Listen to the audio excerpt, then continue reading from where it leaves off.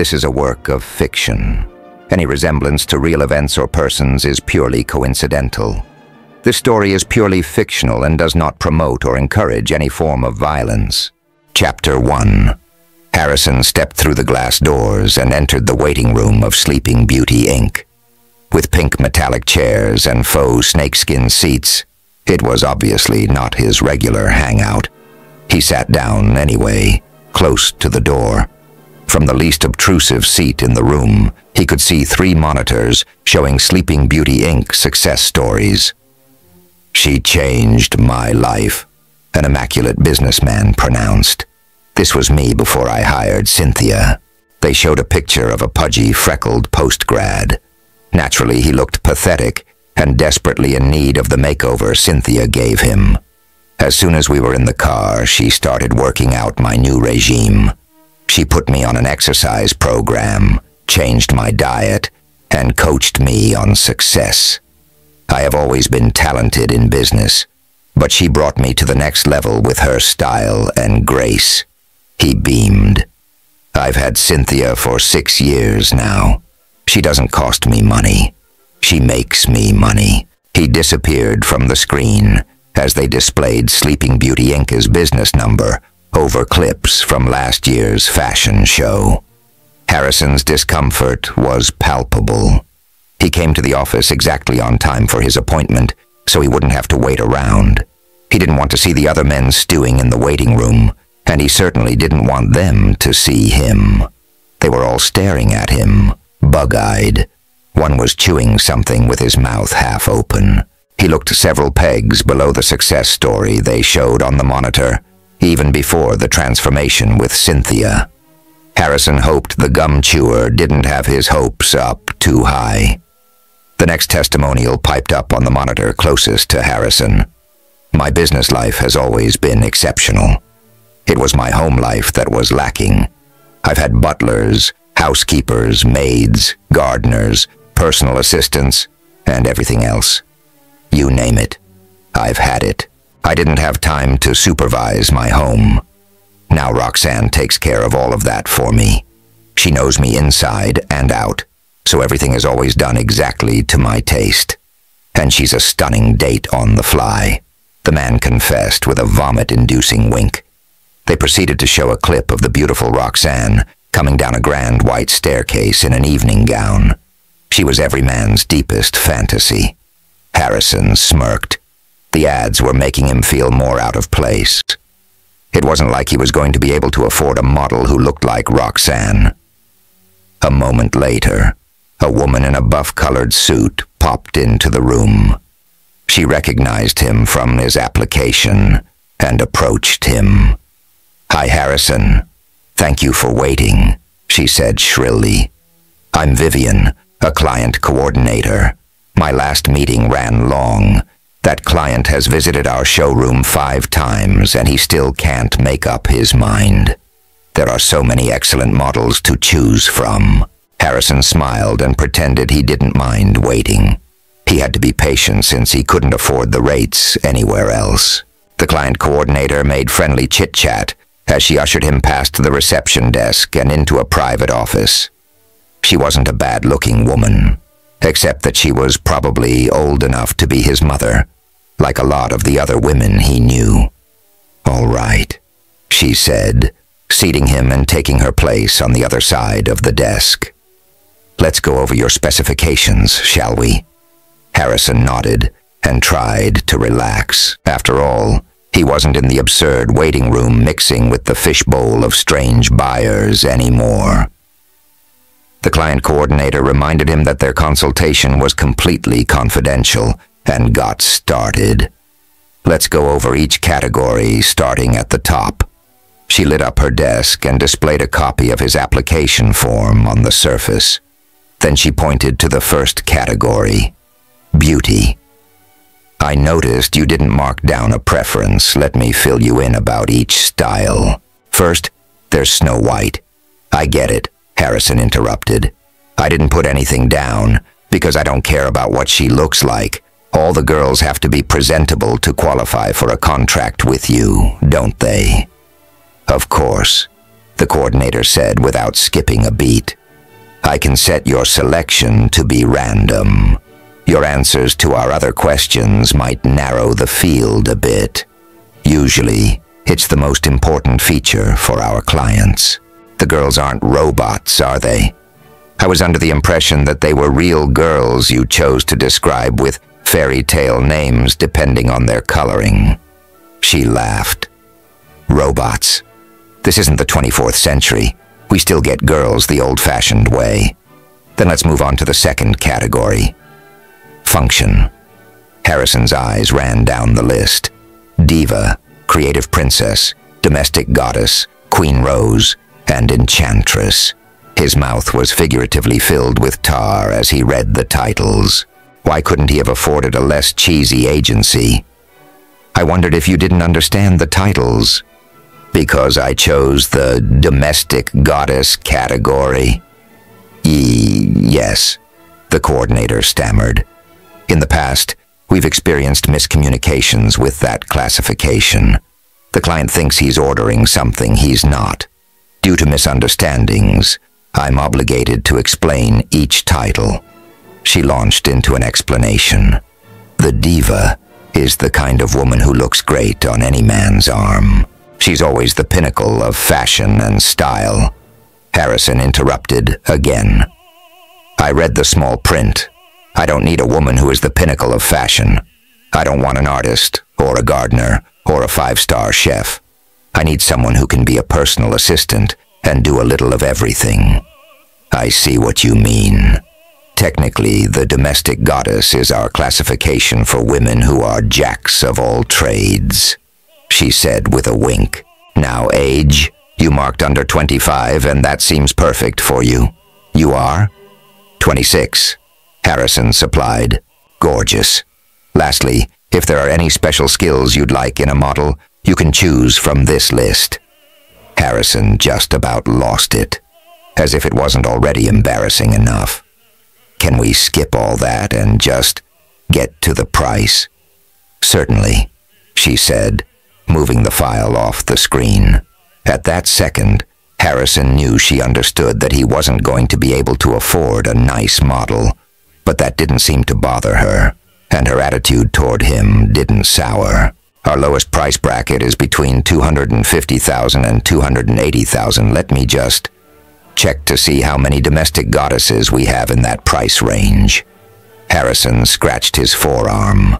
Even at this over-the-top cornball agency, he couldn't really afford it.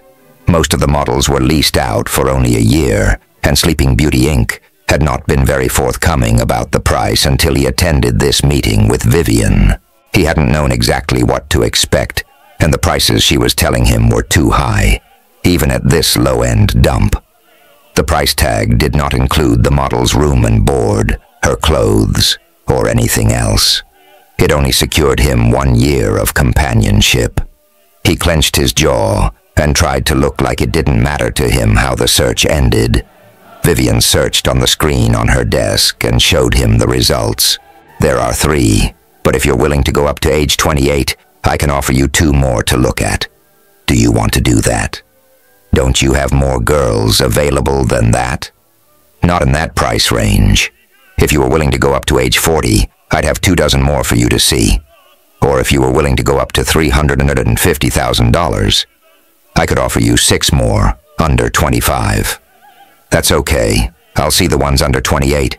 The client coordinator got up from her chair and led Harrison back through the offices to a showroom that looked exactly like a warehouse, except that the metal brackets were painted pink. The first one is part of our Thumbelina line. Thumbelina? They're girls under 5 feet tall. Harrison didn't know how to answer that. He was not a tall man, but he didn't have a complex about his height. That wasn't why he was pathetic. The client coordinator stopped at one pink crate, and with a click on her remote control, she selected a long, rectangular box. Enormous metal arms lowered it so that they could see inside. The lid was clear glass, and a girl was asleep inside. Harrison peered in, taking note of the tubes keeping her alive that entered the box on the other side. She was in cryostasis. She looks like she's 12.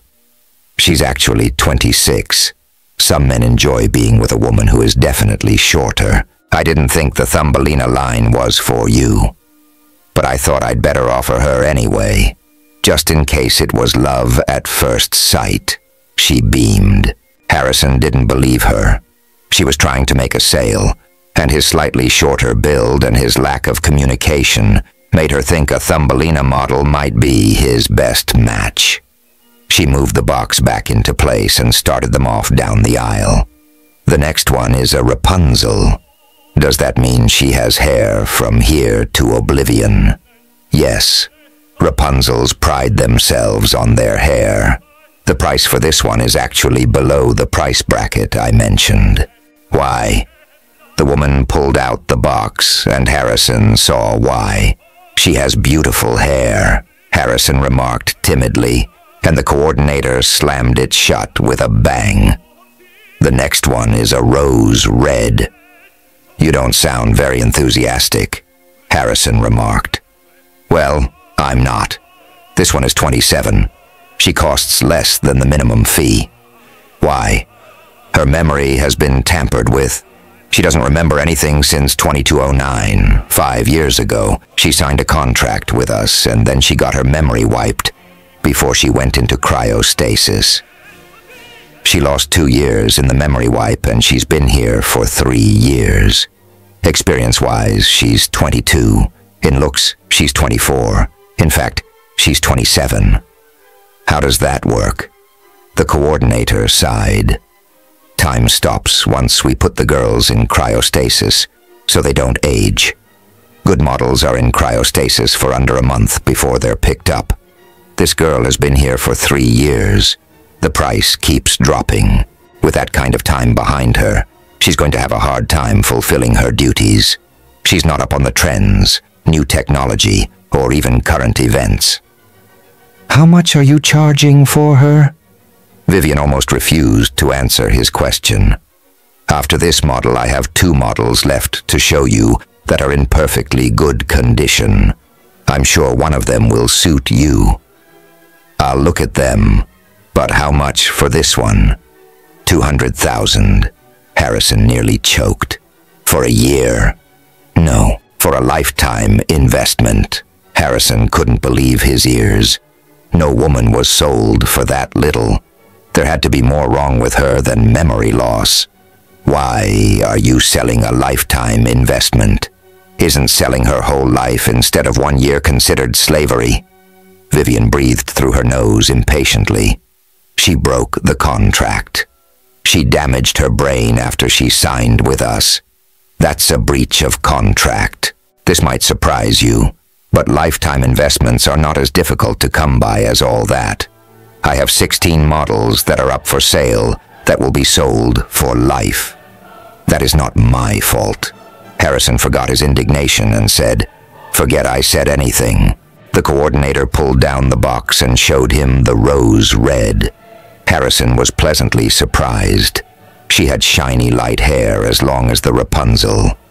Is her hair so long because she's been in there for 3 years? No. They don't age or grow at all after they're frozen. Why not switch her category? She has beautiful hair. She might sell faster. It wouldn't make any difference. Her memory is bad. Vivian moved to return the container, but Harrison stopped her so he could look at the model a little longer. Like the other girls, her makeup was flawless and her lips painted a perfect raspberry. She had a red rose over her left ear and a pearl necklace around her neck. She's lovely. What else is wrong with her? The coordinator discreetly rolled her eyes and sighed. You shouldn't do this just because she's a good price. She could have been involved in anything in those 2 years she doesn't remember. Crime, drug wars, anything. What's going to happen to her if she isn't bought? Harrison asked. We don't keep anyone longer than 3 years, and in 3 weeks it'll be her anniversary. It's not cheap to keep these girls frozen like this. When she wakes up, she'll have to work here until she pays off the cost of keeping her asleep for all that time. So she'll be doing makeup? Probably not. The staff members who do makeup are highly paid professionals who are worth every cent. Let me show you the other two." She pushed the box in and took him down another stretch. Harrison turned around to get the serial number on the Rose Red's box. It was 85,001.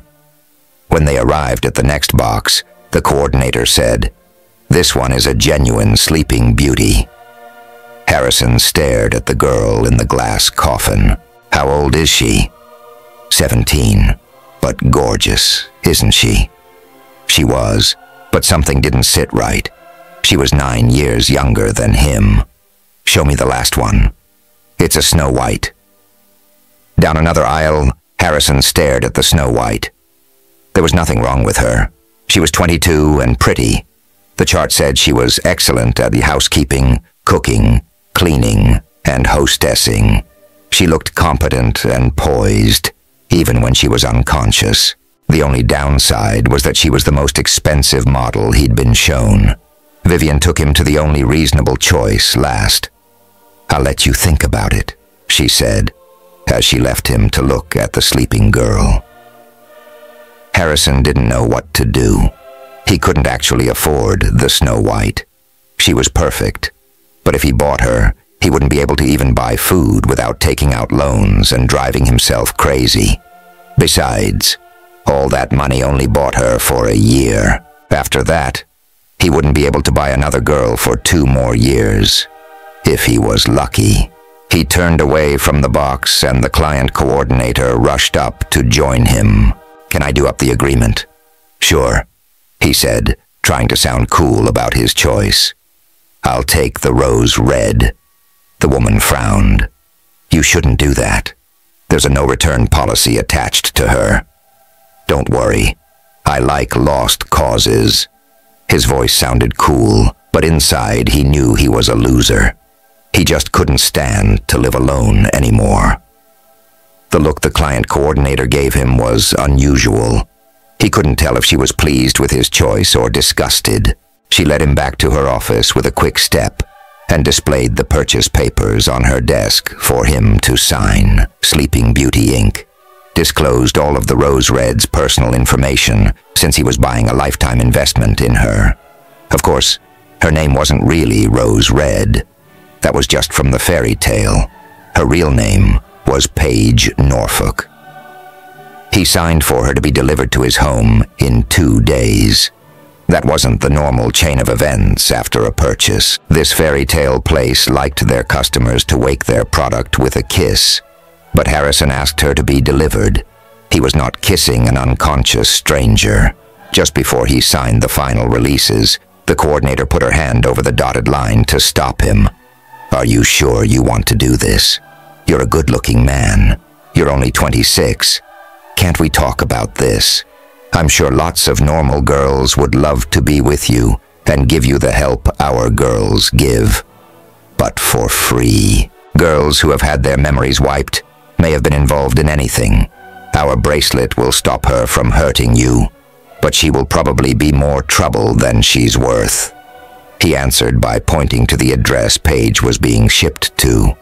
The coordinator looked at it and frowned deeply. "Then I guess it can't be helped." They both knew that no woman would go there voluntarily. "I'm only raising these concerns because you seem like a nice guy. You have honest eyes and a gentle expression. You even seem embarrassed to be in a place like this. It's a shame you won't go with the Snow White." She'd come back screaming after the year was up. Not everyone can live up there happily. The weather's bad half the year, and the isolation drives everybody nuts. Now I understand why none of our qualities were as important to you as other men. The only thing that mattered to you was the price. You said you didn't want a woman who was the pinnacle of style. Just between you and me, you aren't getting one. It's fine. That kind of woman wouldn't last long where we're going. Chapter 2. Paige expected to wake up with an unknown man's lips on hers. No such luck. Instead, she was awoken by a pink metal handcuff coming down on her wrist. She groaned. Had no one bought her? It wasn't that she wanted to be sold into basic slavery, but if she wasn't purchased, she would belong to Sleeping Beauty Inc., which would probably be worse. They would get their money's worth out of her. When she came to their headquarters to be put into cryostasis, she had leafed through the pamphlets that advertised Sleeping Beauty models who came back after serving their year, with diamonds, designer handbags, and goodies galore, all presents from whoever bought them. If Sleeping Beauty Inc. owned her, she would spend the rest of her life doing disgusting grunt work no one had invented a machine to do yet. It wasn't that Paige expected diamonds, but she did expect to be sold. Her disappointment made her lips an accordion of sadness. "Oh, stop that!" The female guard programming her wristband snapped. "At least you're not going to have my job." Paige blinked. "Does that mean—" "Yeah, sweet pea. You were sold. Hallelujah," sang the guard sarcastically. She was obviously a leftover Sleeping Beauty who had not been bought. "So, where's the guy?" "He left." "He left?" Paige exclaimed. "Yeah, he didn't feel like waking you with a kiss and took off. You're to be delivered." Paige thought his busyness made him seem rich. Sleeping Beauty Inc. did not force their customers to kiss their product. It was optional, but he could have taken her with him when he left. His being so busy that he couldn't even spare the time to do that made him seem like a great catch. But then she remembered to ask what day it was. If she had been in cryostasis for a month, he would have paid a lot more than if she was close to her expiry date. "What day is it?" she asked, rather feebly. "March 2nd, 2214.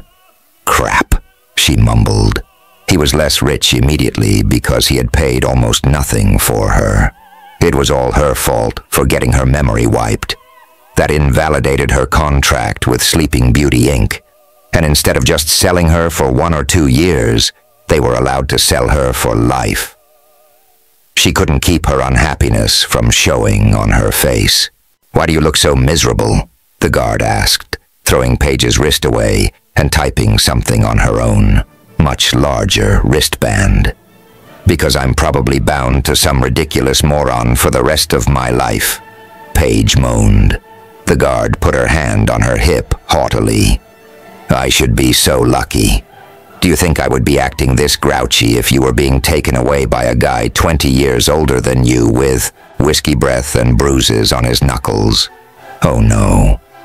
I'm acting like this because even though the man who bought you clearly has no money, he's young and, how should I put this? Cute face, nice muscles. A total catch."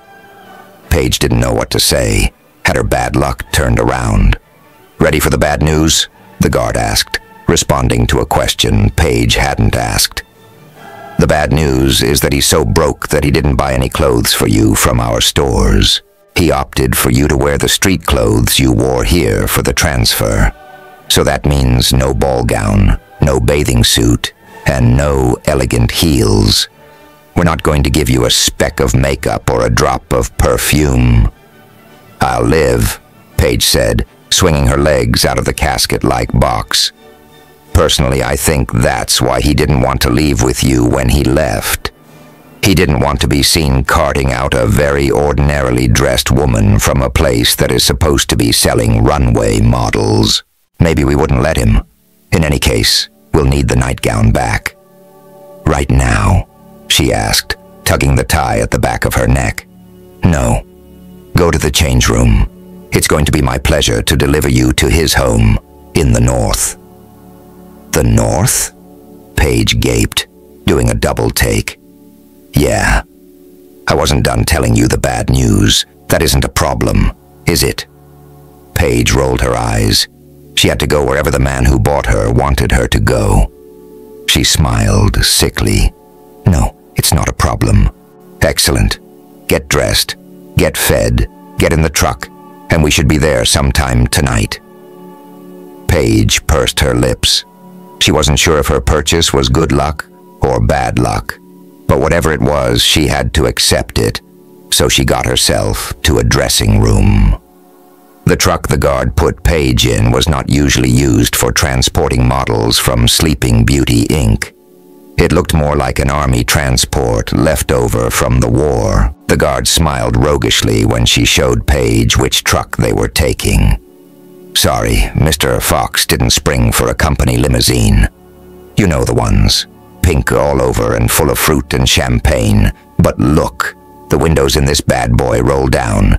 Isn't the fun almost too much? Quiet, Paige huffed as she got in the front seat. The guard got in next to her, and they began the drive.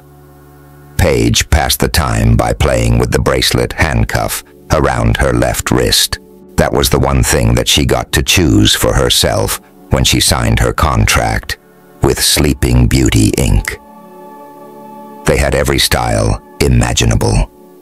Clunky bracelets that jangled around a girl's wrist, pretty beads hanging on tiny chains, some made of rubber and some made of leather. Paige's was made of pink metallic links an inch wide. It was pretty. Something about it reminded her of chains, which she also liked. She wanted to remember that she was a prisoner. That way she wouldn't have any grandiose ideas about the rest of her life. The last thing she remembered, before she had her memory wiped, was the sight of the man she loved. Remembering him, she felt how her heart used to quicken whenever she saw him. Seeing him was precious and rare. His taking notice of her was almost impossible. On the last night that she could remember, he offered to purchase her. It was out of the blue. Before that, she'd had almost nothing to do with him. An offer of employment under the cloak of a purchase contract had to be sexual in nature. She'd read stories about purchased women in media outlets. The articles had all the good bits cut out. He could only be buying her because he wanted her the way she wanted him. As his eyes met hers, she felt her insides turn to water, the color of his eyes. She should have known better. She should have listened to the things her father said about him behind his back. She should not have been seduced by his voice, his hand that crept up her thigh, or the money he represented. Being bought by him would ruin her reputation and the reputation of her family. When she expressed her concerns to him, he waved them off like problems didn't exist. Her father would be happy. How much would her father need to retire? He kept raising the price he was willing to pay for her until she was dizzy. The interview ended with her shyness as the victor. The amount of money he'd offered was so much, she already knew she couldn't refuse. She promised him an answer in the morning and stumbled back to her quarters. Her legs were so weak. She got into bed and imagined what life would be like if she accepted his offer. When she woke up, she discovered that 2 years had passed. There was a note propped up on the nightstand explaining that she did work for him and it didn't work out. She had no family anymore, no friends. Nothing was left but debt and heartache.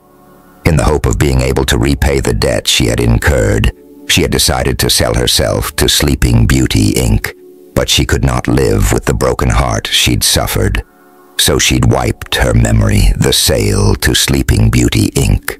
would have been fine, only lasting a year. Except the terms of the contract that protected her were void because of the memory wipe, and she was sold as a lifetime investment. Basically, the new man who had bought her from Sleeping Beauty Inc. had bought all the work of her life for pennies, but if he hadn't bought her, the situation would have been far worse. Paige shrugged her shoulders. She had no choice but to roll with it. She had to concentrate on her duty to the man who bought her. On the tiny view screen on her bracelet, it said, Harrison Fox. If she didn't do a good job, he could throw her into prison or sell her again. He could even rent her out if he wanted to. He owned her. It didn't matter. If she was willing to gamble everything, then she had to be prepared to lose everything. And she had. It was a long drive north. Flowers were blooming in her city, but as they drove, Paige saw fewer and fewer flowers opening. Mountains she had never seen before were growing in front of her. The weather got colder, and it seemed that time turned back, making spring winter. She was being taken to the absolute middle of nowhere, but she didn't mind. She was too unhappy to be bothered by anything. Nothing could bother her. "Mom." Harrison stood on the dirt road outside his house and felt his shoulders sag. The earth spread out in endless snow-caked prairie before him and in ragged mountain ranges behind him. When he was in the city, he had seen so many beautiful buildings. Most of them were made of reflective mirrors that contained solar cells that powered the city. Cities like that one were built in careful designs, so the sunlight was reflected between the skyscrapers to create the greatest amount of power possible. He had thermal tubing under his front yard that had been installed 70 years before. It was slightly more advanced than the septic tank. It wasn't that his house was ugly. It was the contrary. His house was picturesque. It had walls made of stone, a beautifully angled roof, a delightful entryway with a little roof over it, and a dozen other features that made it worth looking at. From the road, it was practically a tourist attraction, but once someone got out of their vehicle and came up the walk, they saw the house for what it truly was, a magnificently designed rat hole. Not that anyone intentionally designed a house to be that, but after 80+ years, that was what it had become. The inside was in terrible disrepair. He sighed. He had invited a purchased woman to live there with him. He'd do what he could to make her room livable. That was the reason for the later delivery date. One of the beauty spots of the house was a second-floor turret. He planned to make the room up to be her bedroom. He had to clean everything. She would be there soon. Paige and her guard wouldn't have arrived before nightfall if the guard hadn't been so serious about delivering Paige and getting her off her hands. She drove the abandoned roads like she was possessed, hardly stopping, speeding, and pressing forward. They had a long way to go. The drive lasted over 10 hours. On their way to Harrison's, they passed the middle of nowhere. Now they were on the edge of existence. When they finally arrived, Paige's butt ached fiercely. She scooted off the seat, and her feet hit the road where Harrison Fox lived. She looked at the house in the yellow light that bathed the countryside before sunset, and didn't know what to think. The place was ancient, pretty, but ancient. The front door abruptly swung open and a man came ambling out.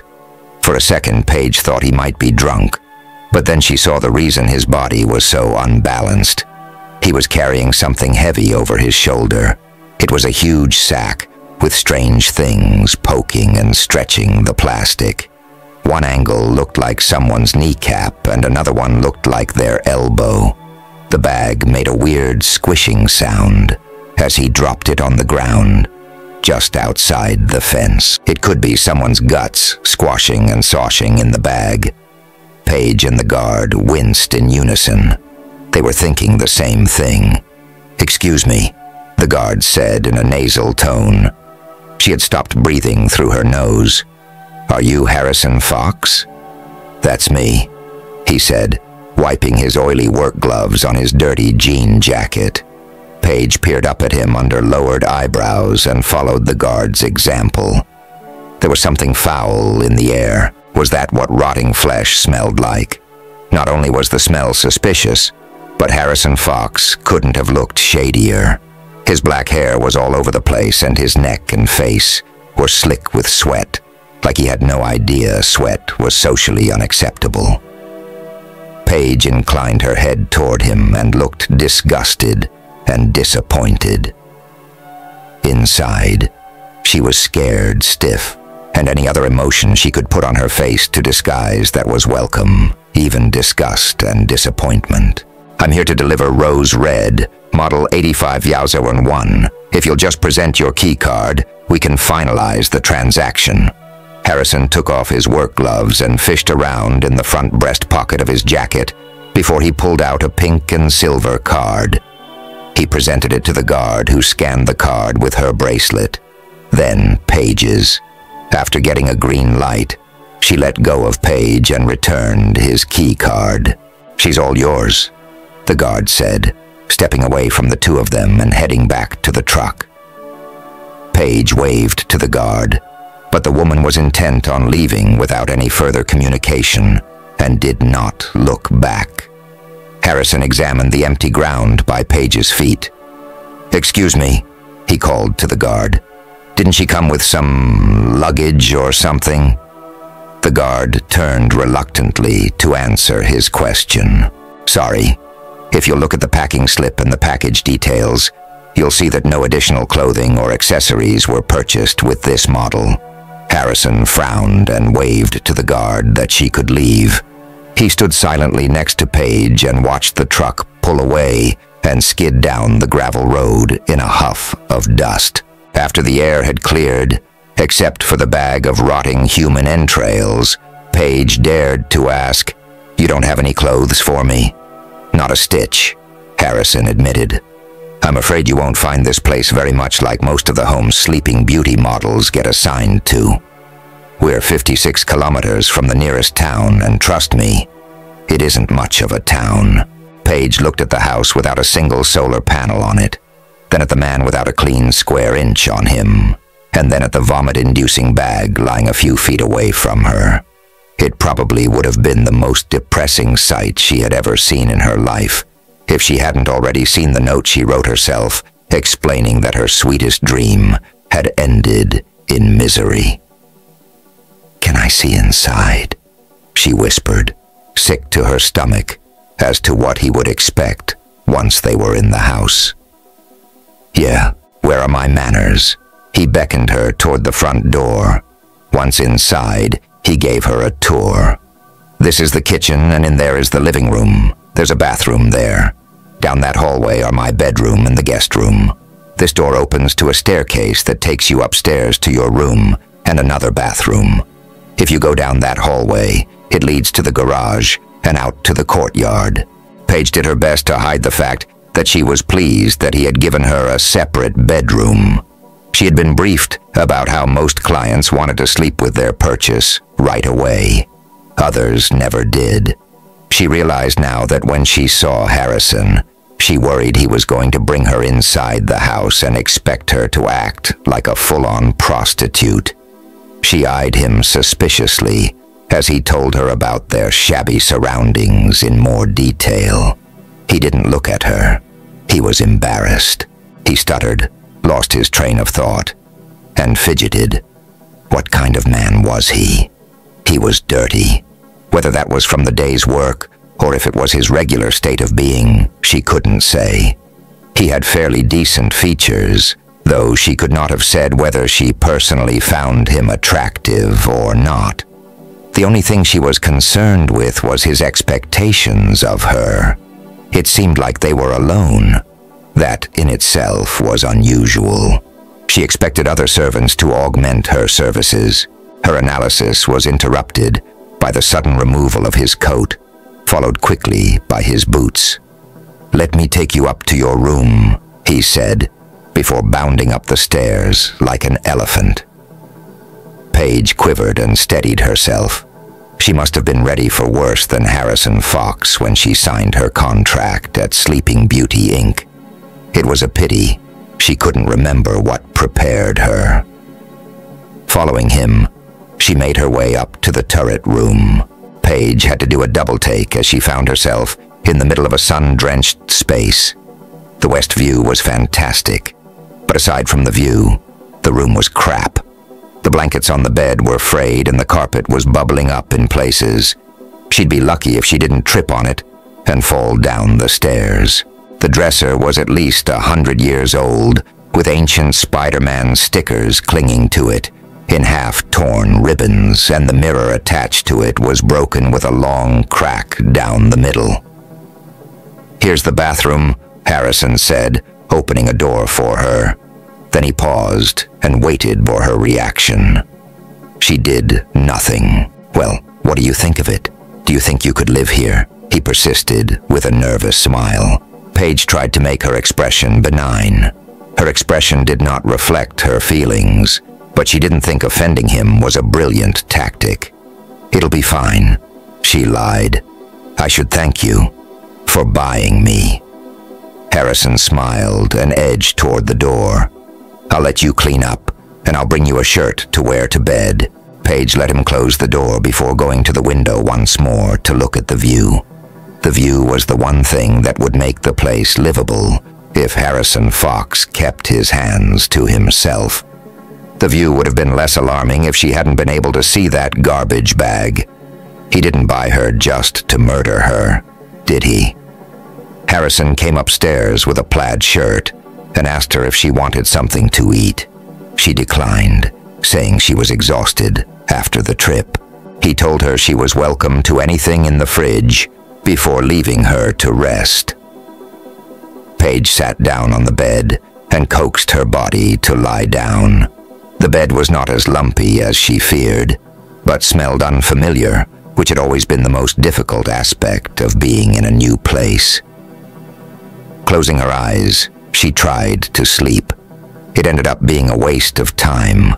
She couldn't stop thinking about the garbage bag on the other side of the fence and how it smelled like something was rotting. By midnight, she couldn't take it anymore. How was she supposed to live in this house comfortably with that wretched idea boring a hole in her head? It was probably just her imagination getting away from her, and if it wasn't, then she needed to know that too.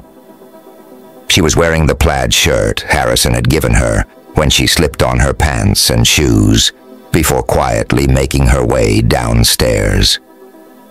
The house was completely silent, so she guessed Harrison was already asleep. She paused at the front door and wondered if an alarm system was attached to it. Would a buzzer go off if she tried to leave the house without Harrison's permission?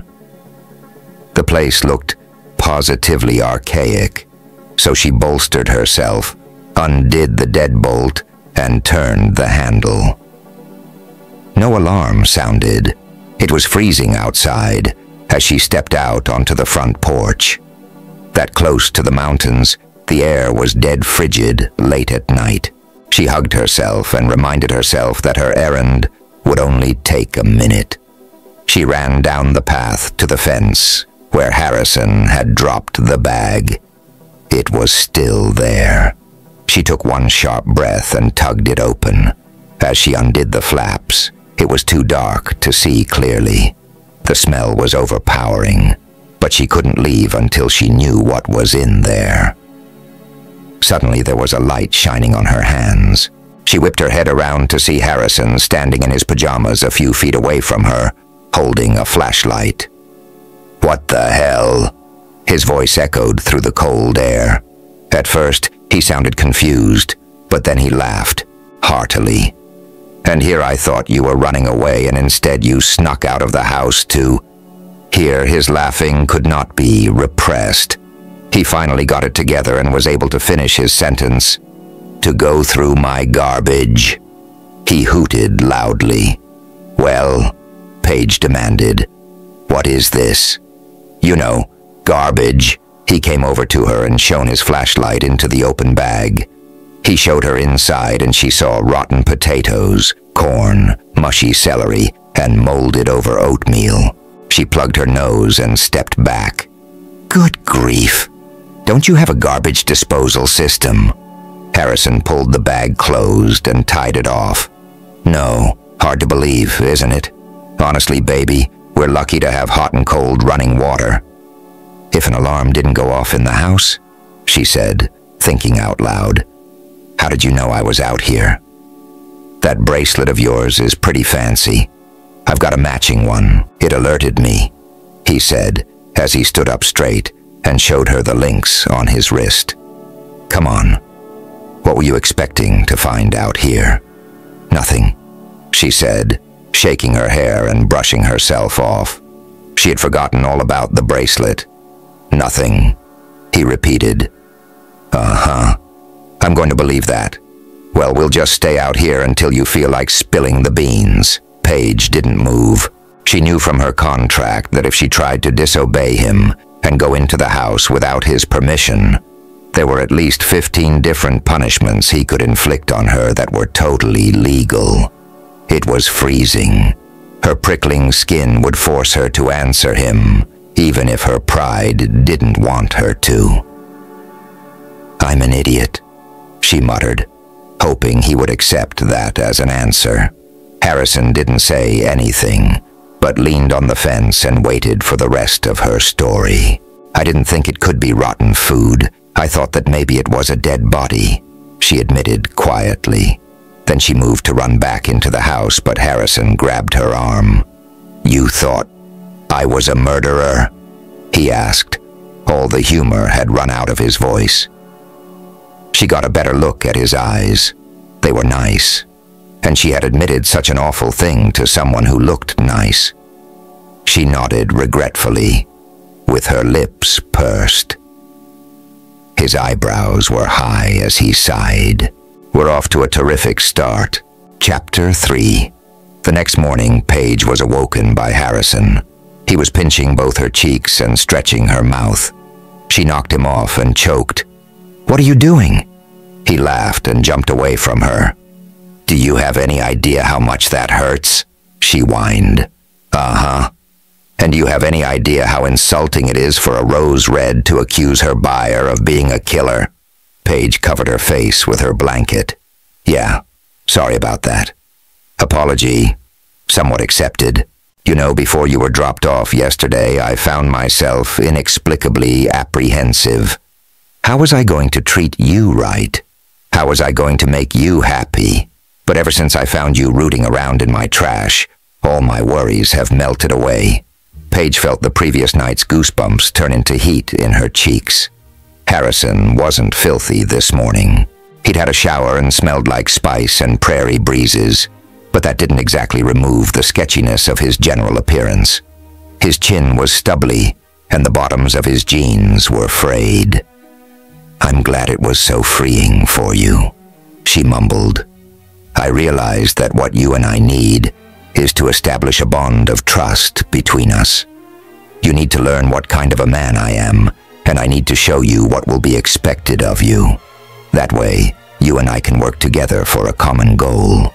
You and I turn all this into a profitable business, and we become like one of those lame Sleeping Beauty Inc. success stories. You're sold to me for the rest of your life. You don't want to work for a loser, do you?" "Of course not. But how are we going to do all that?" "We start like this," Harrison said, pulling a black handkerchief out of his back pocket. Paige stared at him, 100% puzzled. "Are you going to do a magic trick?" Harrison gawked. "No. Then what's that for?" "To blindfold you with, my dear." "What?" she squeaked. He got up and held it out to her. "We need to establish trust. Now, will you trust me enough to put on this blindfold and come on a little trip with me?" There wasn't a bone in Paige's body that wanted to do what he asked, but she didn't have much choice. She reached out to take the handkerchief from him when he snapped it out of her grasp. "I'll do it," he volunteered playfully. "Gotta make sure it's tight." Paige felt like she was going to die as the black material came over her eyes. "If we're going somewhere, shouldn't I change first?" "Nope. Nothing to worry about. Probably no one will notice that you're wearing one of my old shirts and the same pants from yesterday. I'll help you get your shoes on when we get downstairs." With that, he took her hand in his and helped her to her feet. Since Paige couldn't see a thing, she was forced to use her other senses. Harrison's hand was smoother than she thought it would be, and the fragrance of his cologne more pointed. She heard the sound of his voice as he counted down the steps, so she wouldn't trip. His voice sounded competent as he gave her instructions, almost like a doctor or a pilot. Once her shoes were on, he put a coat over her shoulders. "Are we going outside?" "Yes. I keep my secrets outside my house. In order to dissolve further suspicion that I'm a freelance hitman, I'm going to show you what I do for a living. You're not afraid of wide open spaces, are you?" "No." "Are you afraid of loud noises? Do you have sensitive ears?" "No. I used to dance right next to the speakers. Are you afraid of heights? No. She had to fight herself from asking snottily, why? Are you taking a survey? But she managed to keep quiet. Well, I guess nothing I do will scare you too much. The chilly air hit her as he brought her out of the house and under the stoop. A step later, she felt the crunchy, frost-covered grass under her shoes as he led her around the house. Then he let go of her hand. "Hey!" she yelped as he suddenly picked her up and set her down in a seat. "Calm down. I'm just going to put your seatbelt on. Don't be alarmed, but this is a 4-point harness, so I'm not feeling around you to get my jollies, okay?" "Okay," Paige agreed breathlessly as he secured her. She was totally confused. What vehicle had a 4-point harness? He placed a pair of headphones over her ears and patted her head in a friendly way before she felt the door on her side close. Harrison got into the seat next to her, and with him came a collection of clicking noises. "Now," he said, and she heard his voice through the headphones on her ears. "Try not to scream. It'll spoil my concentration and may make for a bumpy ride." "What's going on?" A deep hum started, and then a muted chopping noise began. Paige was okay until she felt them lift off the ground. She bit down on her lip and put her hands between her knees. She wasn't going to act scared, but even if she tried to hide it, there was still hot sweat collecting under her blindfold. After a couple of minutes of movement and a sick feeling swirling in her stomach, Harrison said, "You can take your blindfold off." Cautiously, Paige reached up and pulled the fabric down. She saw blue sky, and then the cockpit of a helicarrier. The floor was clear, and she could see farmland shooting under them in white and yellow streaks. Harrison smiled under his aviator shades. "For the sake of clearing your mind of any weird ideas you have about me, I want to spell everything out. I own a charter helicarrier business. I need an assistant. I've tried to hire girls before, but my hangar is too far away from town for anyone to commute. More specifically, I tried to hire my girlfriend for the job. No such luck. Not even she wants to live out here." Paige swallowed the knot in her throat, but it just wouldn't go down. She was relieved and yet terribly cross. Was everything a joke to this guy? Why couldn't he have just told her, bought her to help him with his chocker business immediately, instead of letting her jump to wild conclusions? "You have a girlfriend?" Paige asked. He shrugged his shoulders. "We're on a break. I told her I was going to get some help if she didn't agree to come out. She said that I should give up the business and move to town for her." "Why didn't you?" "Town. Let me tell you how it works here. The town is tiny. It doesn't even have a real name anymore. We call it town.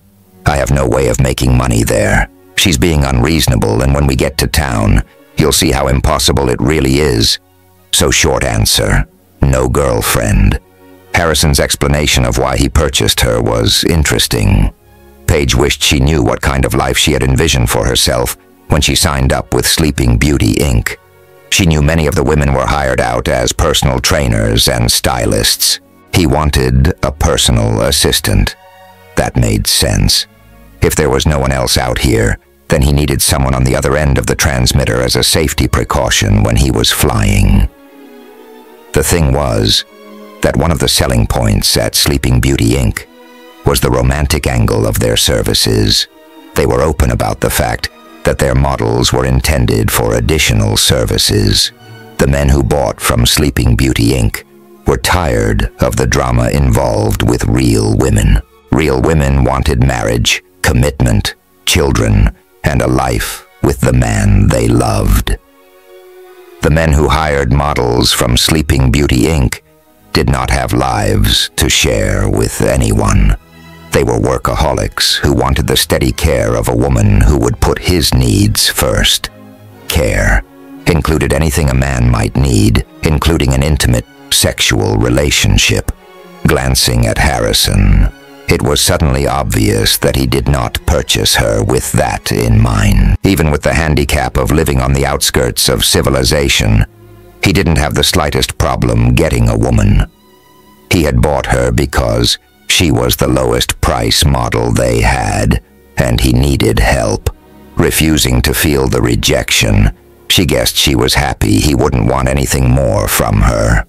It could have been worse. She could have ended up working at Sleeping Beauty Inc. until she paid them off.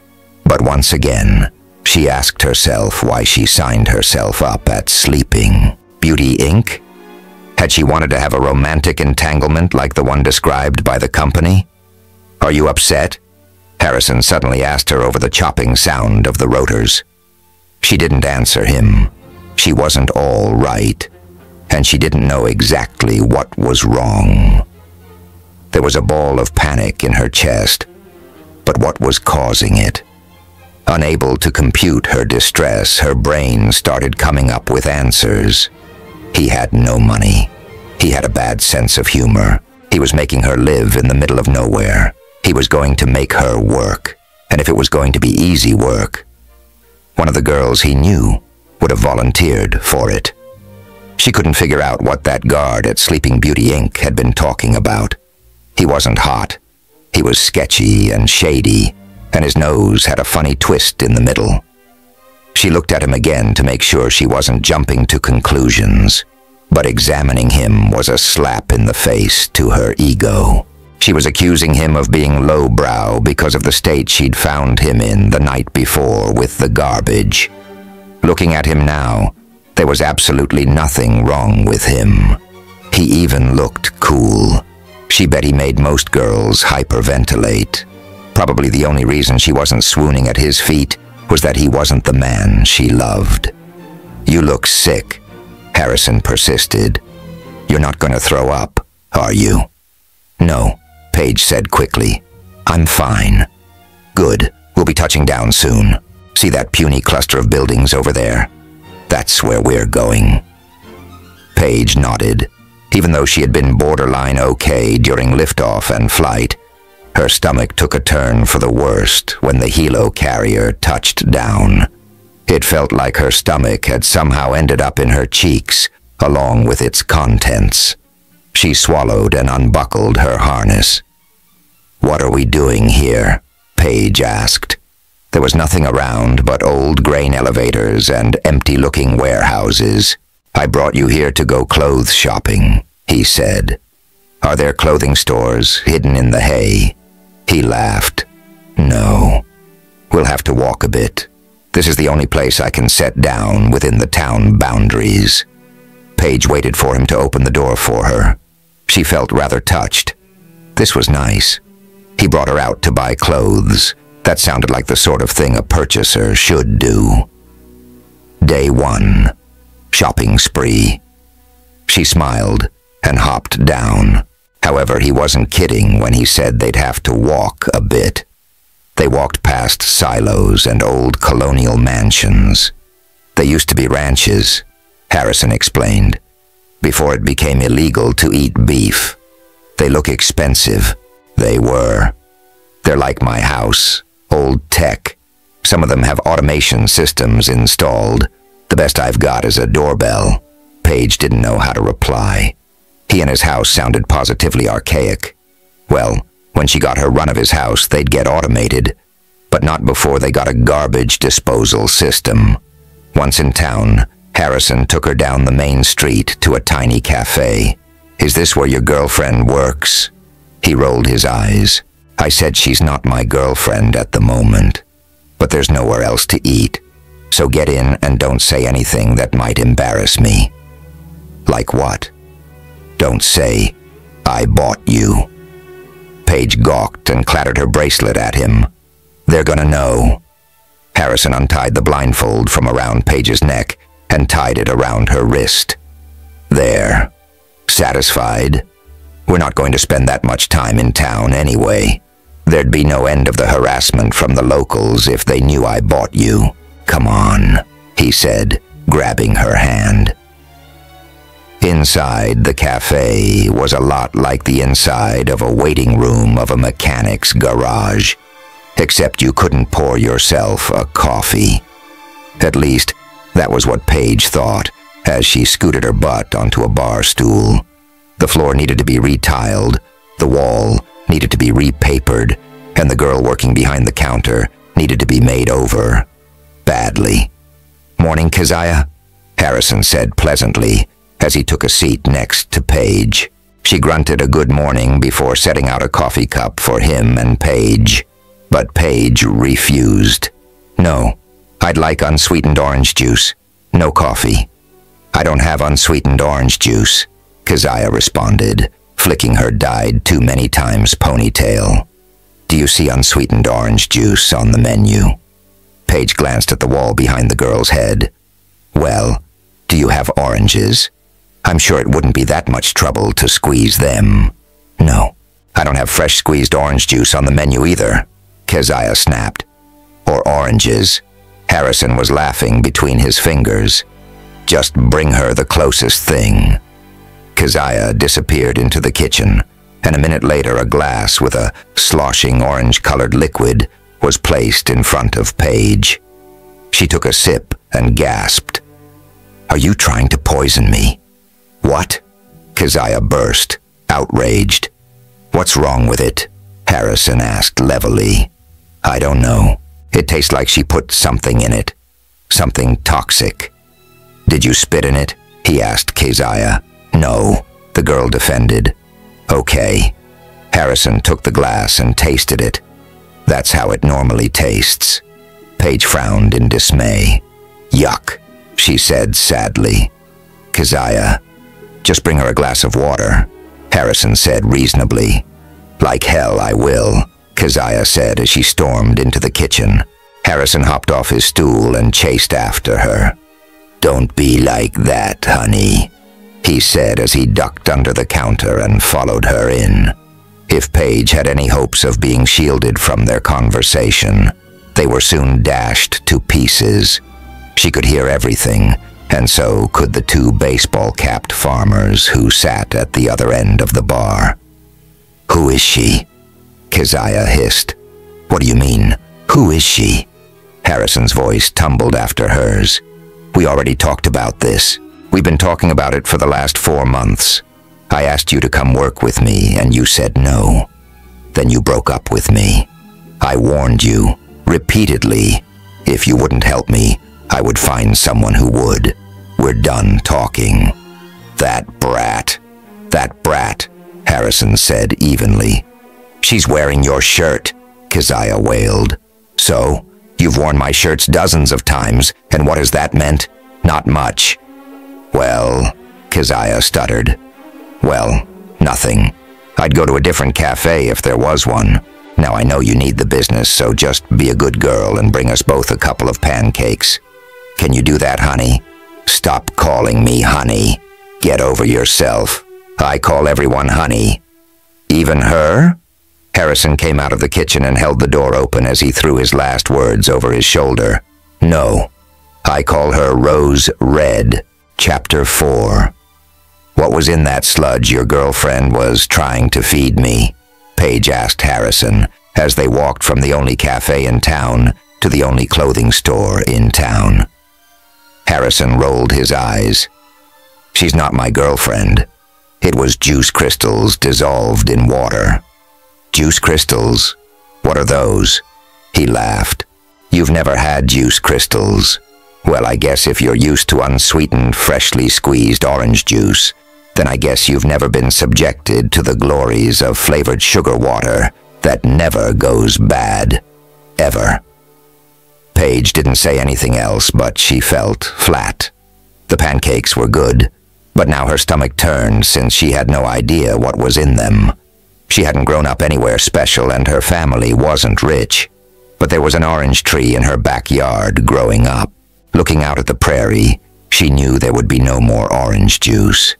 It was stupid, but that fact hit her harder than anything else that happened since she had woken up.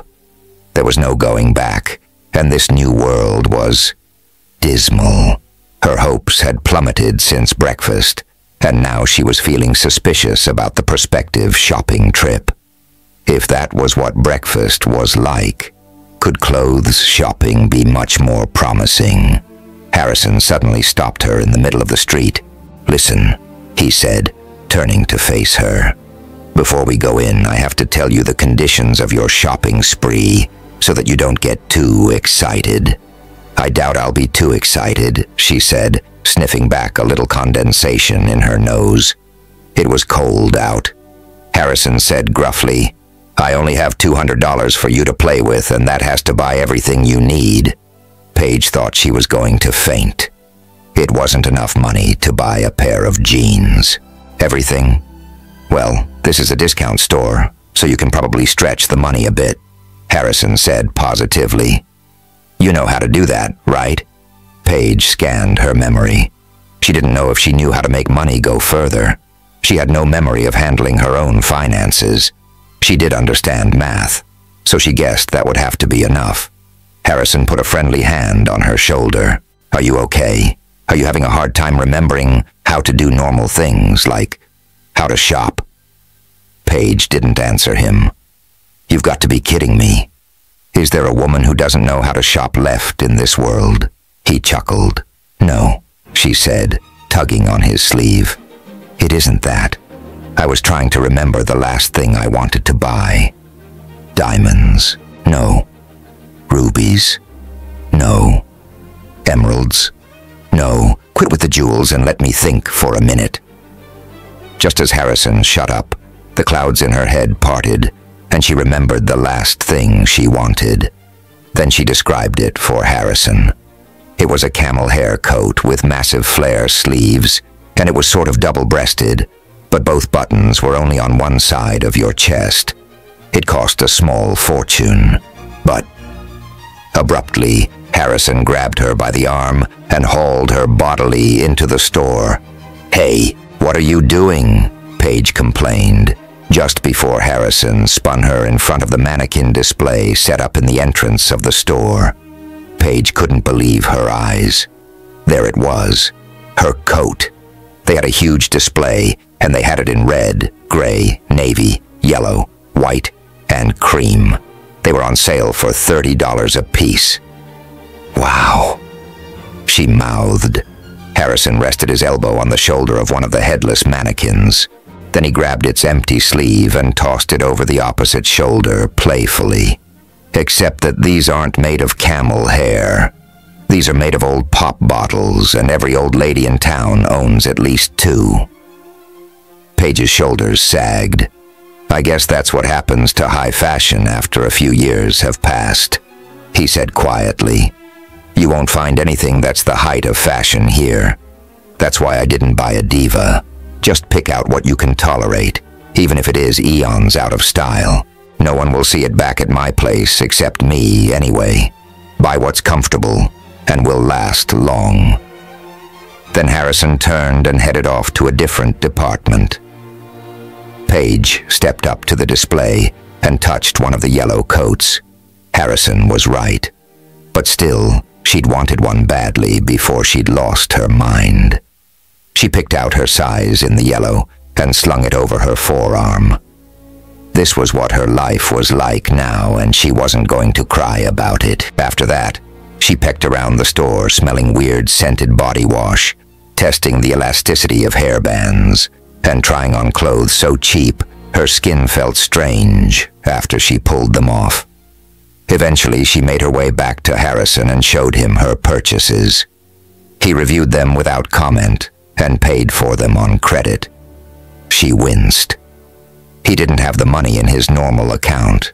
She hoped it didn't max him out, but she couldn't do anything about it if she did. She had to have clothes. Before they went back to the helo-carrier, they stopped to pick up an order of food at the grocery store and a parcel from the post office. It was an awful lot to carry. He got a loading cart and pushed it all the way to the helo-carrier landing. "You can stay here while I walk the cart back," he said charitably, with a chipper grin on his face. Paige smiled at him wearily and tried to look happy. or at least, not miserable. He was trying to be kind to her by not making her walk back to the store, so she made herself comfortable and rested. The town spread out before her through the windshield, a pitiful cluster of unpainted buildings with pathetic clumps of yellow grass between them. Paige remembered how she hadn't seen a single flower on her way to this miserable town. How was she going to survive here? Even if she had never been rich in her life before, she was used to beauty. She cast her eyes downward and picked at the peeling manicure she'd received at Sleeping Beauty Inc. before they put her to sleep. What had she felt or envisioned when it had been done? She didn't know. Whatever beauty or glamour it represented, it hadn't kept its promise. She wished she'd had enough money to buy nail polish remover. How long would it be before it chipped off completely? Time passed, and somehow Harrison snuck up and swung the door open. "Oh, you're back." Paige forced a smile on her face. Harrison hopped up into his seat, and suddenly he handed her a cluster of roses. They weren't real. They were made of ribbon and carefully clustered together, with faux silk leaves coming. Paige was speechless. "Sorry, they're not real. We're in the middle of nowhere, and not even greenhouses ship out here without an order, so it was all I could get. Don't worry, there will be flowers, just not for another couple of months." Paige was so choked up she couldn't say anything, but Harrison seemed to get it and started the chocker. "We'll talk at home." Harrison did have something he wanted to talk to Paige about, but he didn't know how to broach it. To put it simply, it was bad news for both of them. Ever since the orange juice, she had seemed down. It wasn't until he saw her shopping that he realized how messed up she was. She looked completely hopeless. As he looked at her across the cockpit, he understood what the coordinator said at the agency was dead on. She was damaged goods.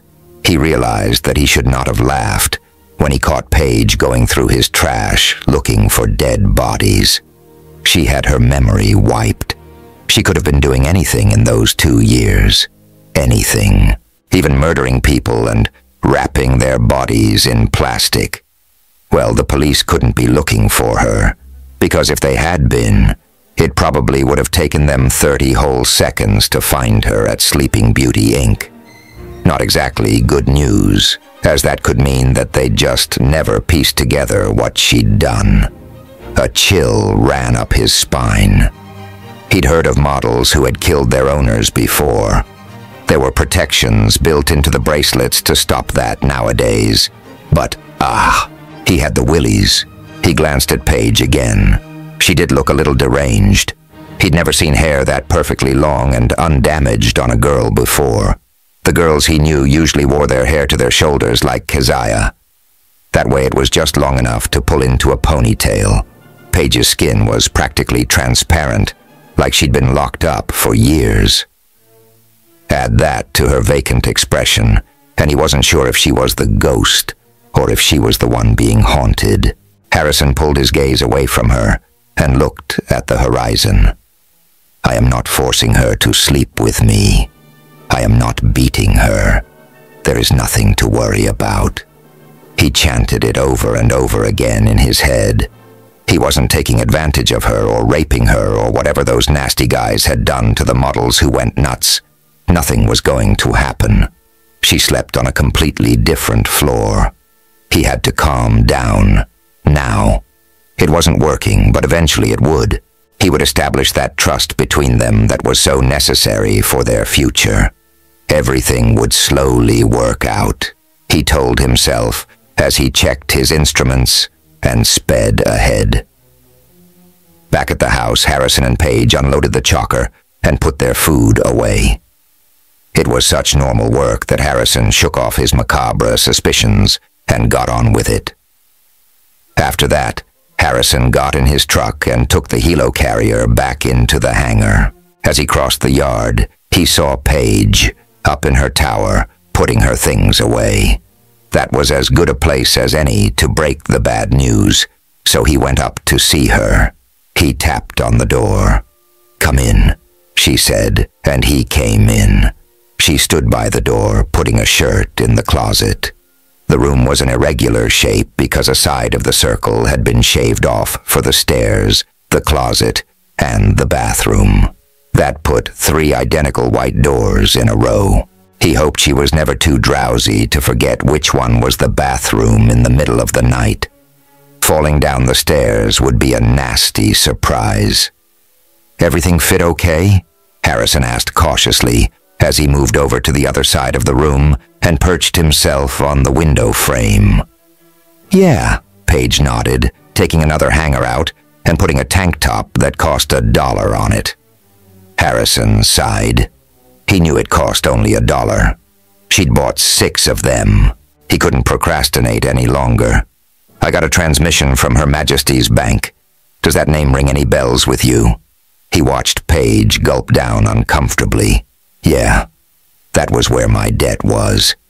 Don't tell me the money that Sleeping Beauty Inc. transferred to my account wasn't enough to cover my debt." Harrison nodded gravely. Paige's face went from white to red, and she stormed. "I was repeatedly assured that the payment would be enough, unless no one bought me. Wasn't that true? They said the principal was paid, but interest rates went up while you were in cryostasis, and now they want another $20,000. Paige stared at him, horrified and unable to speak. He clenched his teeth together and gave her a half-hearted smile. "They say I'm on the hook for it." Paige's shoulders sagged. "Sorry about that." "Just let me ask one thing," Harrison said patiently. "Do you have any idea what you spent that money on?" She shook her head weakly. "No. I was broke before my memory wiper, but I wasn't in debt. Back then, no one would have given me credit." Harrison sat, pondering that. "Well, I'll ask HMB to send me your financial records for the past 10 years, and we'll see if we can figure it out. In the meantime, we need to come up with a way for us to earn $20,000 by New Year's Day." Paige shook her head sadly. "So you don't have the money?" "I spent nearly all my available cash getting you." Paige chuckled darkly. "Was I worth it?" "Putting the topic of money aside, I think it might help us if you told me what you can remember about yourself. I might not be able to help, but I might be able to understand." He paused. "I can tell something's bothering you. Maybe you sold yourself so you could start a new life, because something about your old life was unbearable. I bought you for the same reason. Living out here alone was intolerable, and I wouldn't tolerate it any longer. I want to help you adjust to this new life. So let's talk." Paige thought for a second, then stuttered.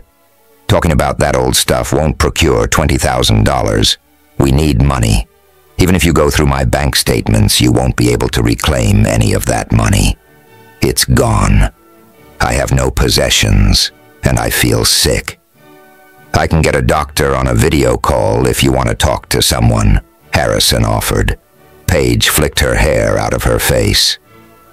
"No, I don't want to talk to a doctor. It's not that kind of sick.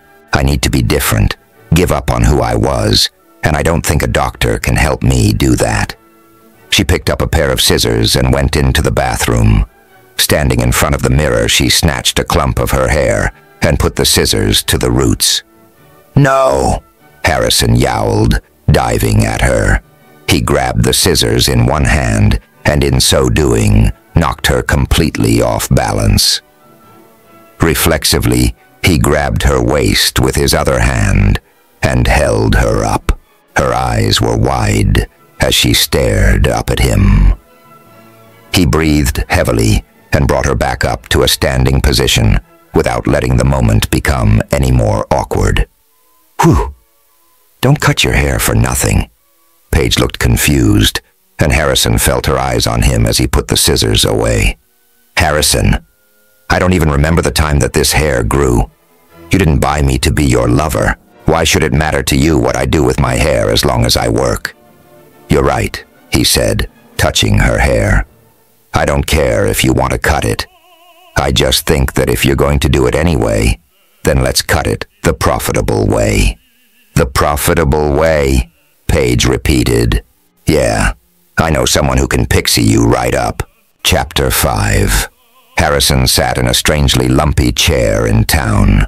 He didn't like to make 2 trips to town in one day, but if he had thought for 1 second that Paige would be willing to chop off her glorious locks, he wouldn't have left town without having it done at the only hair salon they had. That was where his lumpy chair sat, at the only salon. Like the restaurant, it was more like a men's room at a truck stop than a beauty parlor, and he was letting one of his insane friends cut her hair. It was Keziah's stepmother, Narissa, who held the scissors. She was only 6 years older than Harrison. In many ways, she was more Harrison's contemporary than Keziah, who had just turned 19. Truth be told, Harrison would have rather dated Narissa than Keziah. There weren't that many women in the area to choose from. He had dated Keziah because Narissa was unfortunately and irrevocably taken.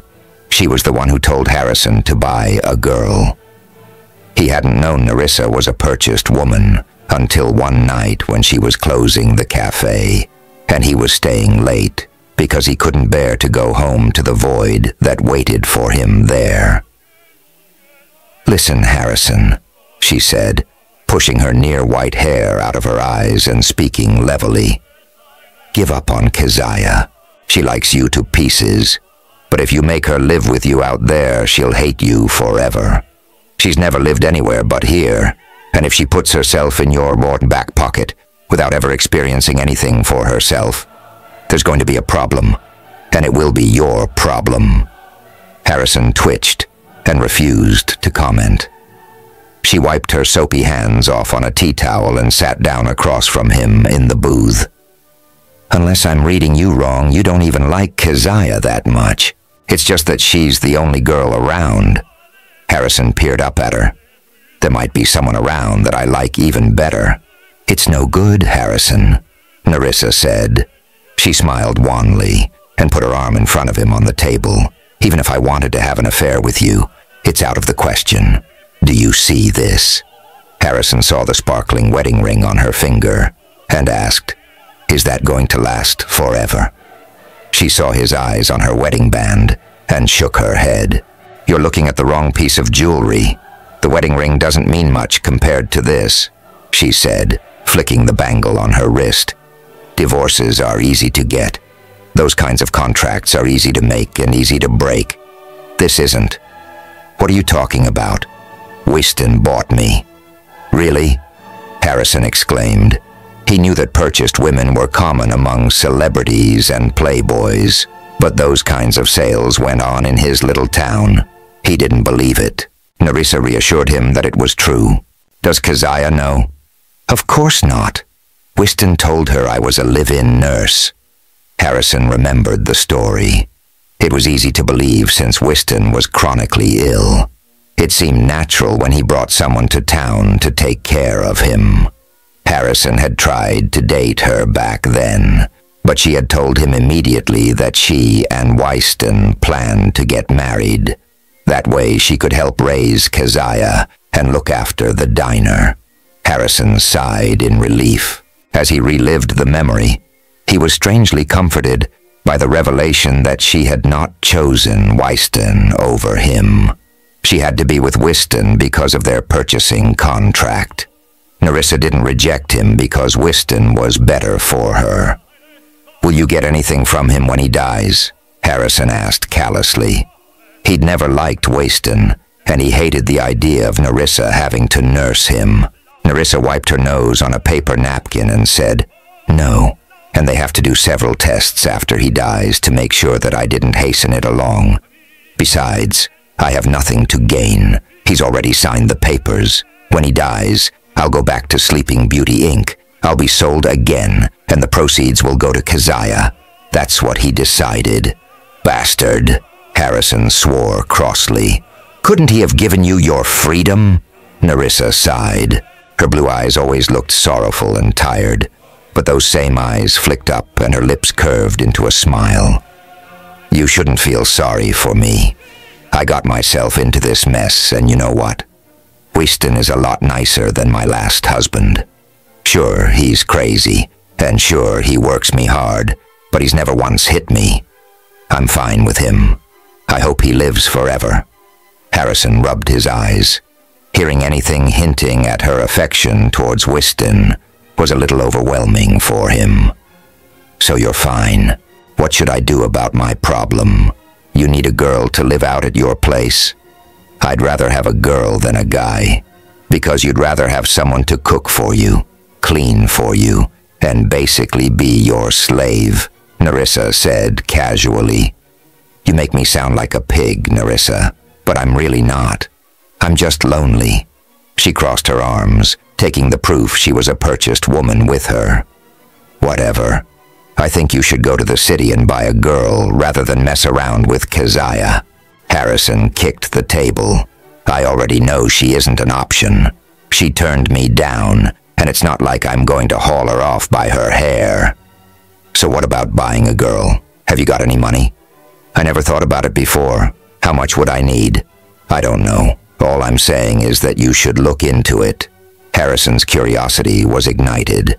"How did Weston choose you?" Nerissa pulled her hair off her sticky forehead and leaned back inside the booth. "He went in and asked them to sell him the cheapest one they had in the domestic goddess category. That was me." Harrison was astounded. Nerissa was amazing. She was patient, beautiful, capable, and he thought she was the perfect woman as far as he could imagine. It was unthinkable that she had been the cheapest one they had. It was then that he made up his mind to give it a try. Harrison reflected on that night as he sat in a lumpy chair in Nerissa's makeshift hair salon that was actually an unusable customer bathroom, and he realized that he recognized Paige's brokenness much faster than he recognized Nerissa's. He hadn't seen it before, but Nerissa was messed up too. That was why she tolerated Weston, who was clearly a rotten husband to her and a pitiful father to Keziah. As he watched Nerissa's scissors snap shut in clumsy, irregular motions, he came to understand something else. Nerissa might not be getting better. Did that mean that Paige would not get better either? Harrison grimaced and turned away. He'd already thought about it 100 times. He didn't have to buy Paige. He could have just waited for Weston to kick the bucket. It might not have been that long of a wait. Then he could buy Nerissa for himself. It wouldn't work. Who knew how long Weston would take to die? He wasn't drinking himself to death in a huge hurry, and his disease didn't seem to be taking a turn for the worst. Unless Harrison was mistaken, Weston was getting steadily better since Nerissa came into his life. Keziah told him Nerissa was slowly petering down the drunk's alcohol intake. Well, good for her. The maniac would probably never die. As for regretting buying Paige, Harrison hadn't decided to let his mind wander that path yet. If he was desperate, he could always sell her again. At least, that was what Harrison thought before he bought her. Now he didn't think he would have the heart to do such a thing. If he ever decided to let her go, he had to free her. He couldn't sell her. She might end up in the hands of the sort of guy who had beaten Nerissa, and Harrison didn't want that. Besides, something was wrong with her.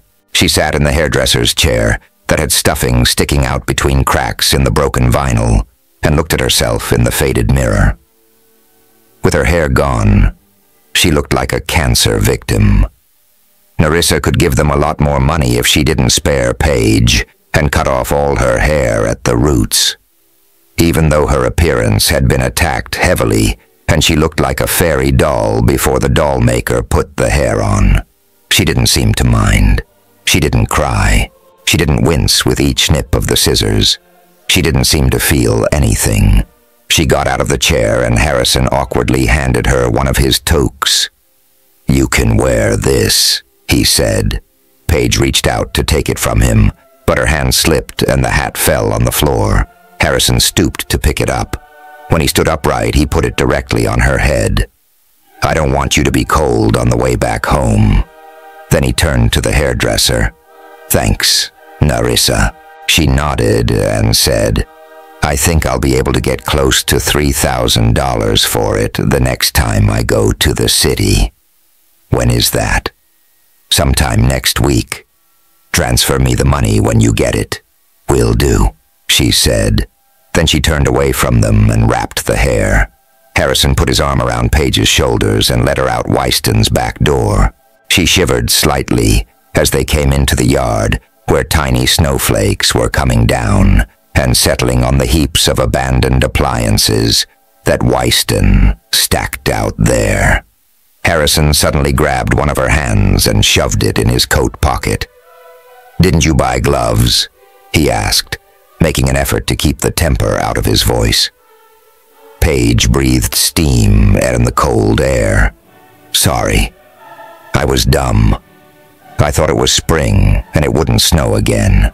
The truck will warm up fast," he said comfortingly as he pushed the gate open for her and gave her shoulders an extra squeeze. Back at the house, Paige stood outside. Harrison had parked the truck in his hangar, and Paige had decided to get a better look at Harrison's land.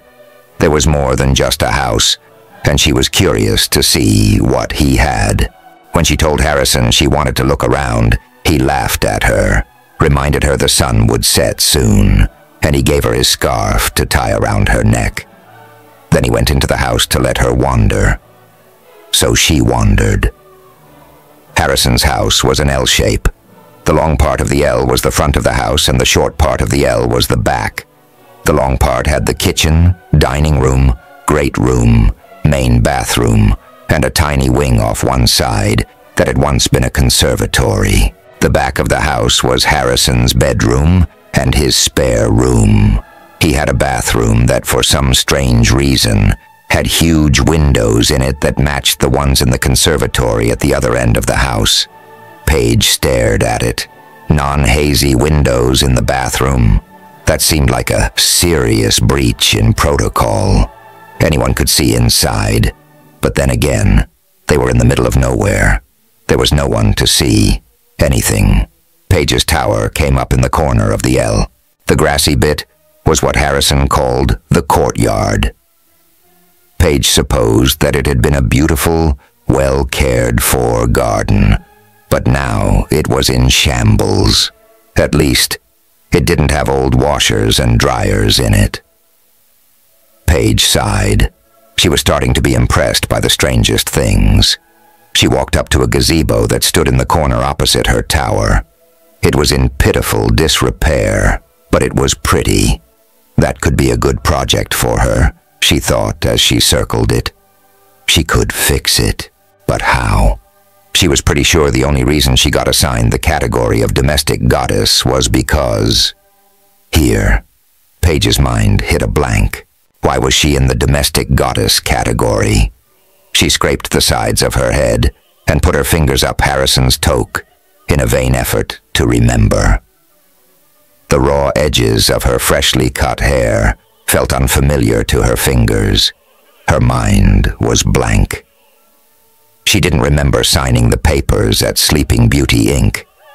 Even if she didn't have the skills of a domestic goddess, there was nothing she had not been willing to do for the man she loved. It was a shock that she had decided not to keep any of her memories of him. Didn't she love him more than anything? Paige felt her scalp again. He had liked long hair. She'd obviously grown it out for him. But for her, those long ropes of hair had seemed strange when she woke up. It made her feel like she was borrowing someone else's skin, borrowing someone else's hair, borrowing someone else's life. If she didn't remember the time the hair grew, it seemed wrong to have it. Chopping her hair off gave her a clean slate. With new clothes and a new haircut, she felt more hopeful. Besides, Harrison wasn't such a bad guy. She could see him holding a mug in the front room. He was probably still laughing at her. Well, she didn't know that she wasn't funny for standing in an empty field just looking around. She turned her back to him and came face to face with a gigantic cow. Her eyes went wide. It was humongous. Paige had never seen such a big animal that wasn't caged or tethered before. Its eyes were huge, and so close she could see the veins in them. What should she do? If she ran away, would it chase her? Paige stood perfectly still. That was what you were supposed to do when a wild animal came up to you, right? She didn't move a muscle, but flaming hot panic was racing through her whole body. The cow took a step toward her. She was paralyzed. Biting her lip, she tried not to scream. The cow didn't move. It just stood there, watching her.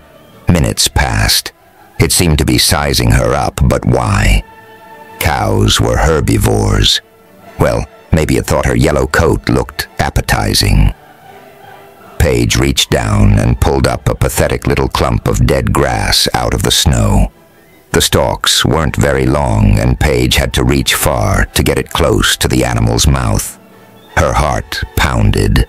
Then the cow chomped down the grass and almost chomped down Paige's hand with it. She pulled her hand away, trailing a puddle of cow slobber with it.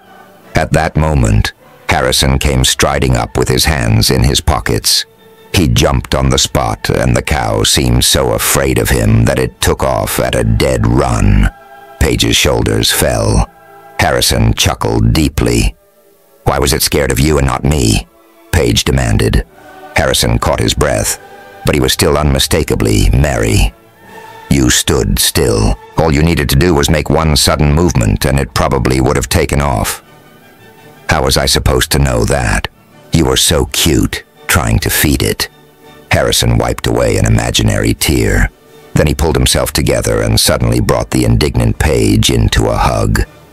"You know what I've decided. This place is going to be good for you. You'll see." Paige put her arms around him, too. He wasn't the one she wanted, but under the circumstances, he would have to do. "Let's go into the house. I'm going to tell you what I bought you for." "Huh? I thought you already did. Chapter 6, right?" Harrison said, putting Paige on the couch in the living room. "Here's the deal." Paige sat poised and ready. If he could be level with her during this conversation, then all her questions would be answered. "As you know, I run a charter helicarrier service, and I make good enough money doing it that it seems like a pretty dumb idea to switch it up for another career. Now the thing is, and this has been happening for years, I get customers up here to get a view of the mountains and the ice fields from overhead. They want coffee, sandwiches, snacks, and sometimes they even want a place to stay overnight. You should see how disappointed these people are when the only place I can recommend to them is the cafe I took you to in town. The other thing is that my house, though a rundown heap, is probably gorgeous under the grime. Sometimes people who are passing by stop to take pictures, and occasionally I've had them come up to the front door and ask for a tour. But usually they come halfway up the walk and then turn away because they realize that this place is only pretty from a distance." Harrison took a breath and looked Paige straight in the face. "I thought that if I could fix these problems, I might be able to make more money and get more customers. I don't want to use the words tourist destination, but that might be what I'm aiming for."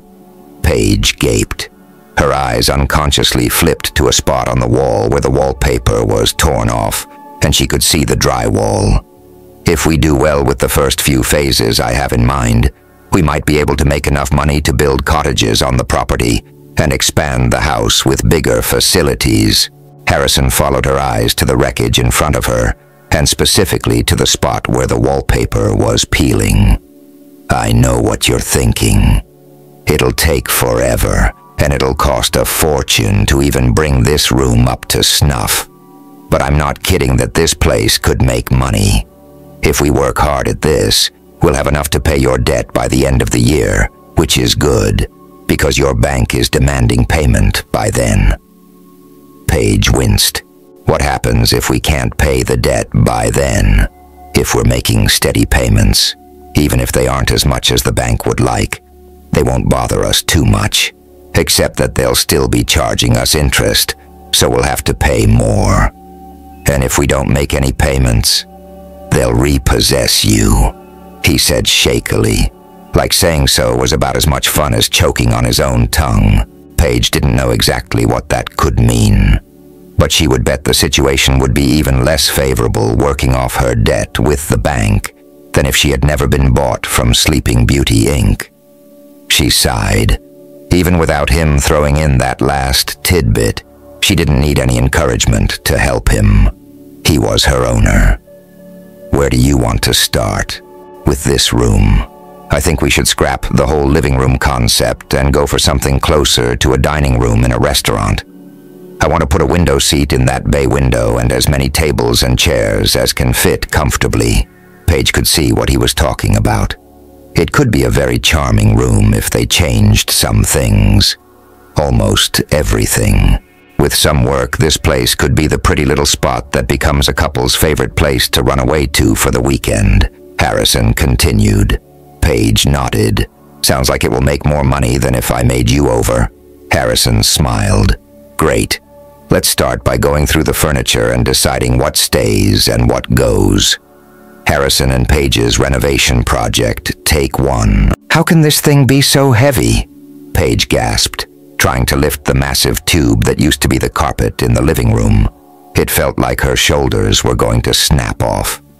"Normally, I'd say we should cut it up into manageable pieces and carry those, but I think it should go to a better place. Don't you?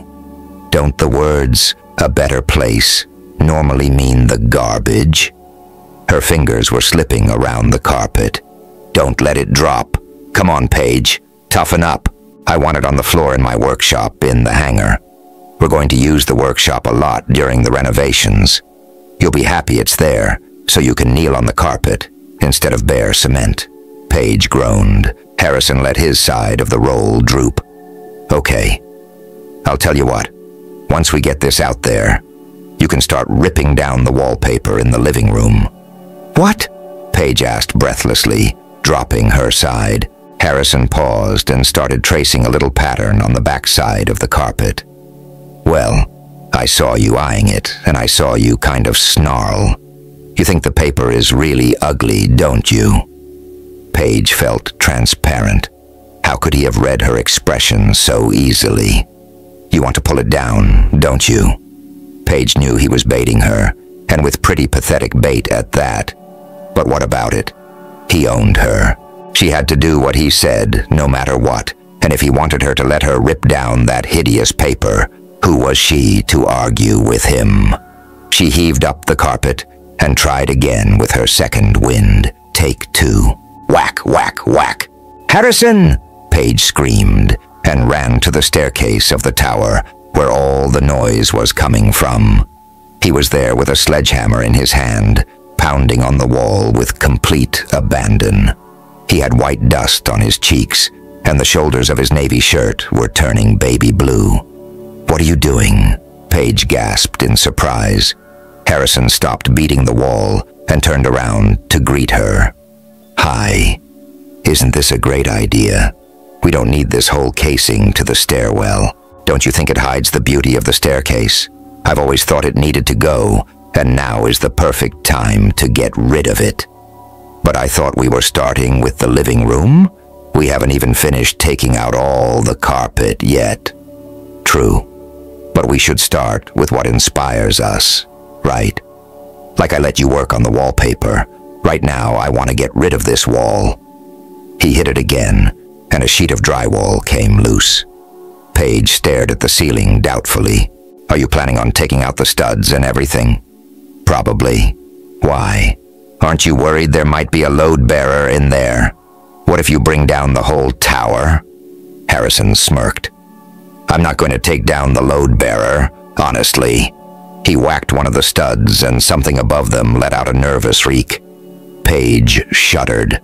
"Well," Harrison said hesitantly, "maybe I'll redo the drywall around that one and make a pillar."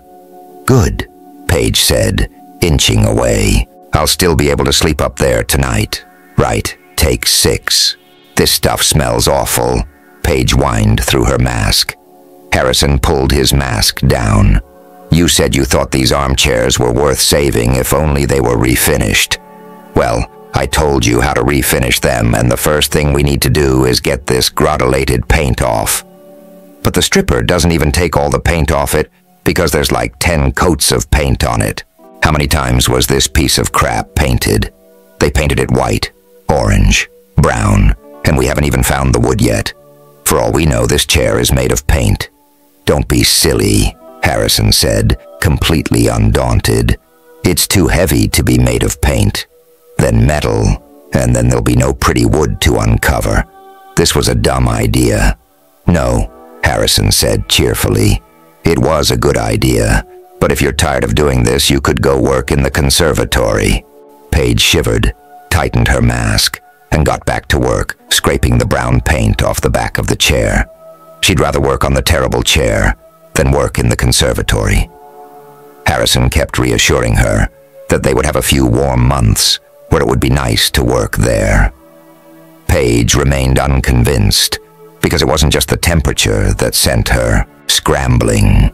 There were also loads of smelly, rotten plants that needed to be dug out, so the choice wasn't complex.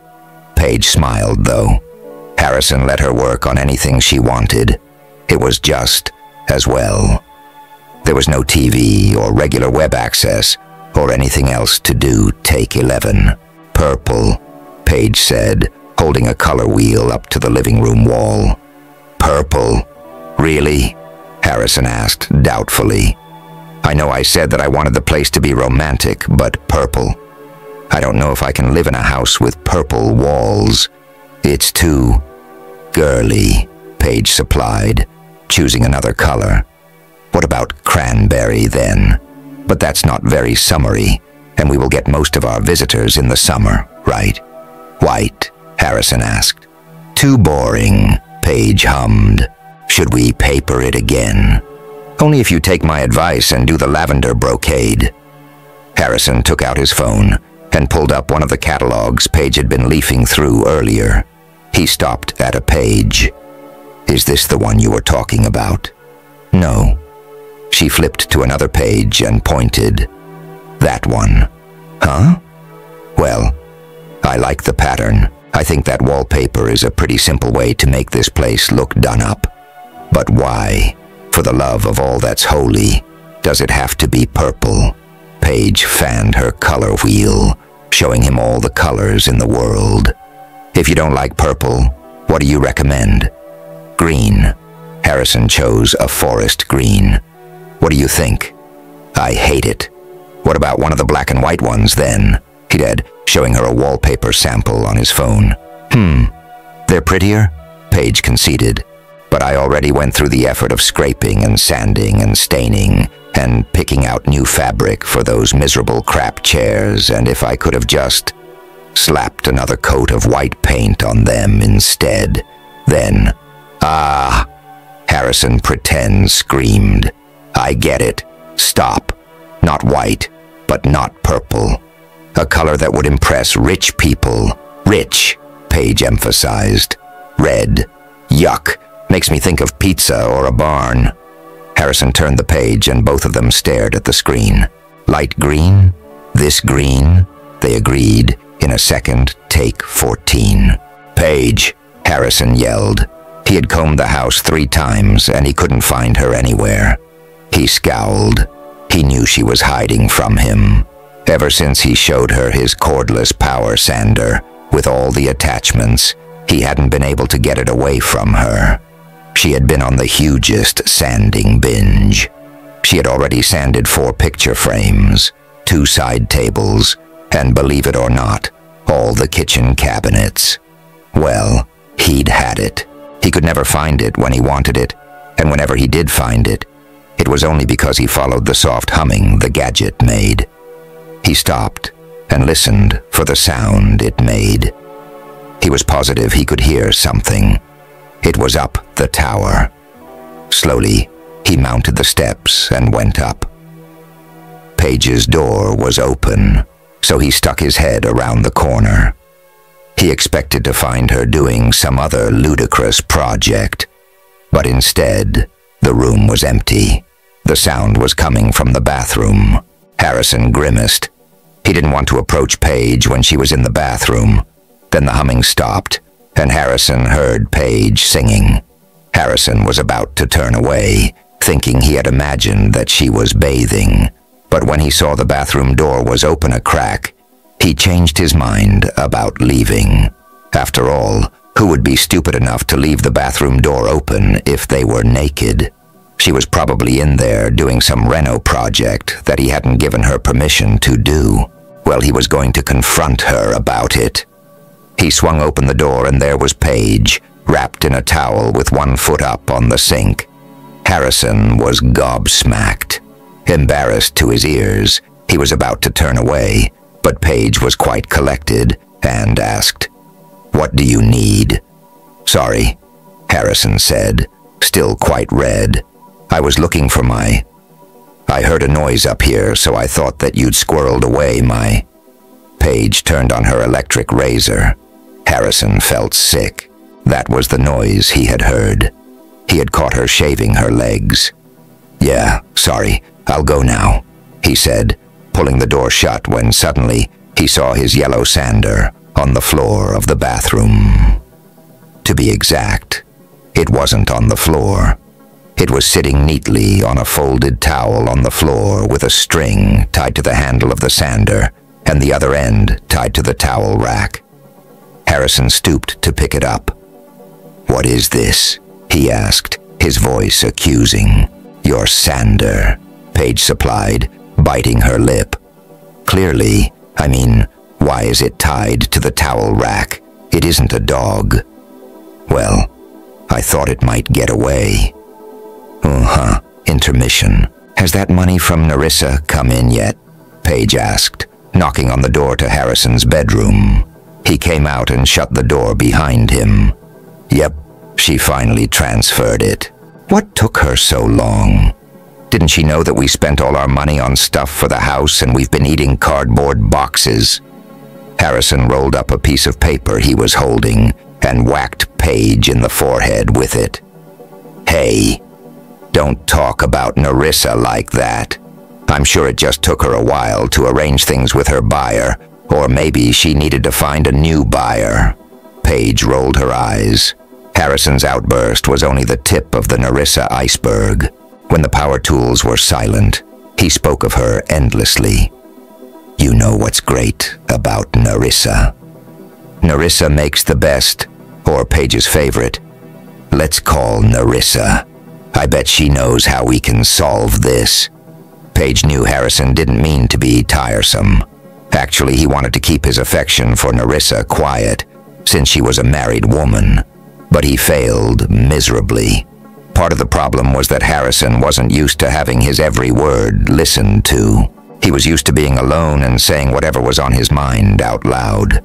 The other thing was that having Keziah as his in-town love interest was clearly part of his public image, but he never talked about her. He didn't complain about the way Keziah got under his skin or act as though he missed her. It was obvious to Paige that even though Harrison didn't want to go public with his feelings, Narissa was the one in his heart. Paige got that easily enough. Narissa was willowy and very, very, very blonde. Plus she had this slightly lost look to her that just screamed to any nearby man that she needed protection. It was very natural for Harrison to respond to her that way. To Paige, it seemed very different from the way he responded to her, the woman living in his house. Paige rolled one shoulder. She was probably sitting somewhere between subordinate and friend in Harrison's books. That was fine. For now, she knew the exact moment she wouldn't be fine with it anymore. That would be the moment when he found someone he really loved. A man could own a woman and marry a different woman at the same time. That time might never come. After all, Narissa was owned by Wyston as well as being married to him. Harrison didn't have a single reason to hope he would ever get together with Narissa, take 21. Harrison came into the kitchen. What's that wretched smell? Paige was jabbing at the sink with a skewering stick and clearly losing her mind to panic. How am I supposed to know? I didn't do anything. It backed up on its own. What are you doing to it? Harrison said, looking over her shoulder.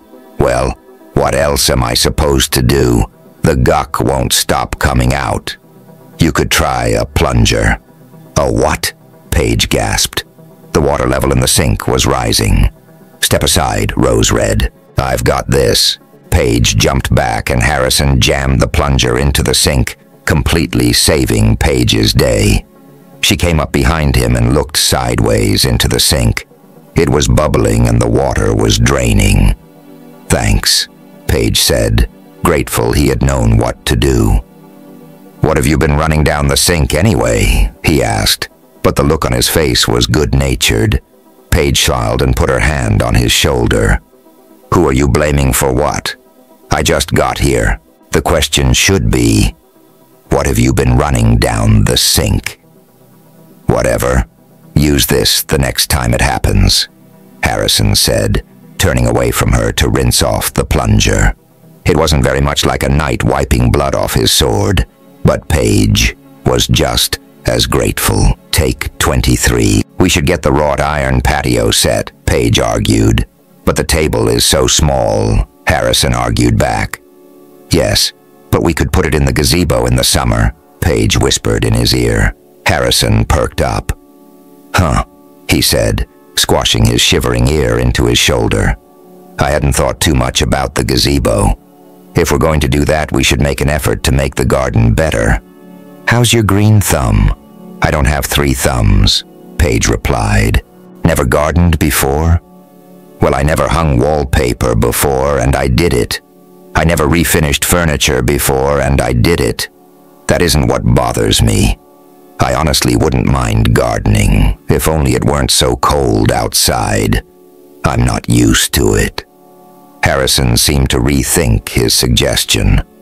Actually, forget it. I want you to be in charge of the kitchen when we have guests. We'll start by offering muffins and sandwiches and stuff like that. You take care of that, and I'll take care of the yard. Paige paused. Does that mean that we can have the iron set? She asked quietly, pointing to the picture on the screen. Sure, Rose Red. Order it, take 29. This one, this one, this one, and 2 of these. Harrison followed Paige around the superstore with a shopping cart. It was the first time he had brought her to the city since he had purchased her. It was just a day trip to buy kitchen wares, and she was having a ball. Wait. What's that? Harrison asked, halting her one-person party.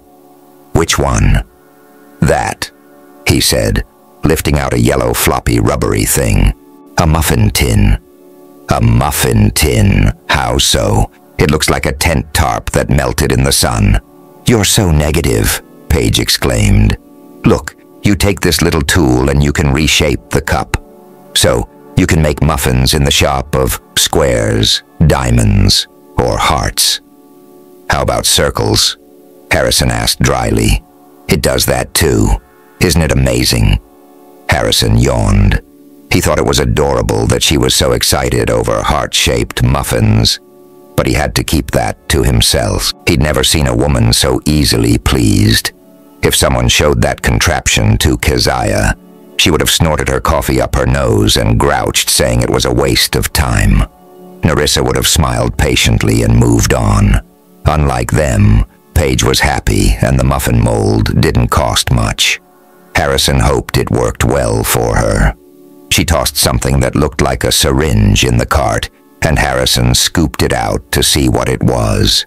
Another doohickey for baking. For cookies this time. Harrison looked into the cart. Everything from the plates to the mixers was yellow. It rang a bell with him. Something else in their house was yellow.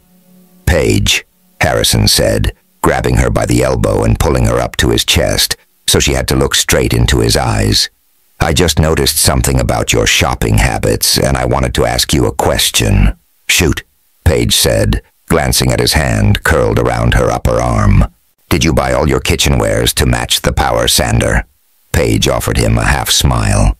Either that, or my coat. Take 36.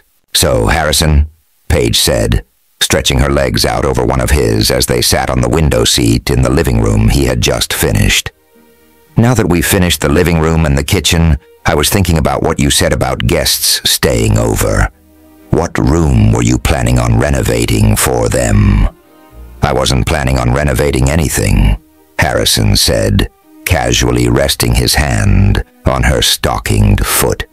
I've been saving the carpet in the guest room forever. It just needs to be aired out. I suppose that if you desperately want to do something in there, you could take the leftover wallpaper that we used in here and do one of the walls. But Harrison, I've stuck my head in there. Isn't that the most boring room in the house? If you want this to be a memorable spot, we should redo the tower. If we let our guests stay up there, they will never want to leave. Harrison rubbed his chin thoughtfully. I hear what you're saying, and don't think I don't agree with you. But we can't do it now. We're out of money. As it stands, my first trip of the season is next week. It's a couple who told me I should turn this place into a resort that serves coffee and snacks, so I know they'll be here for that. After that, I've got enough icefield tours booked to keep the furnace running during the winter. But we need to earn extra money if we're going to pay off your debt by the end of the year. So stop thinking about renovations. I know it's liberating to make this old hellhole look new again, but if we don't pay that bill, the only renovation you'll be doing is installing wheelchair ramps. Paige frowned uncomfortably. She didn't know if he was joking about the debt collectors breaking his knees or not. I got a history of your bank statements, Harrison said suddenly. Do you want to look at it? Wow, Paige said cynically. They sure took their sweet time getting it to us. Harrison took his phone out of his pocket and pulled up the statement. It took them some time to find everything. Some of the records were very old.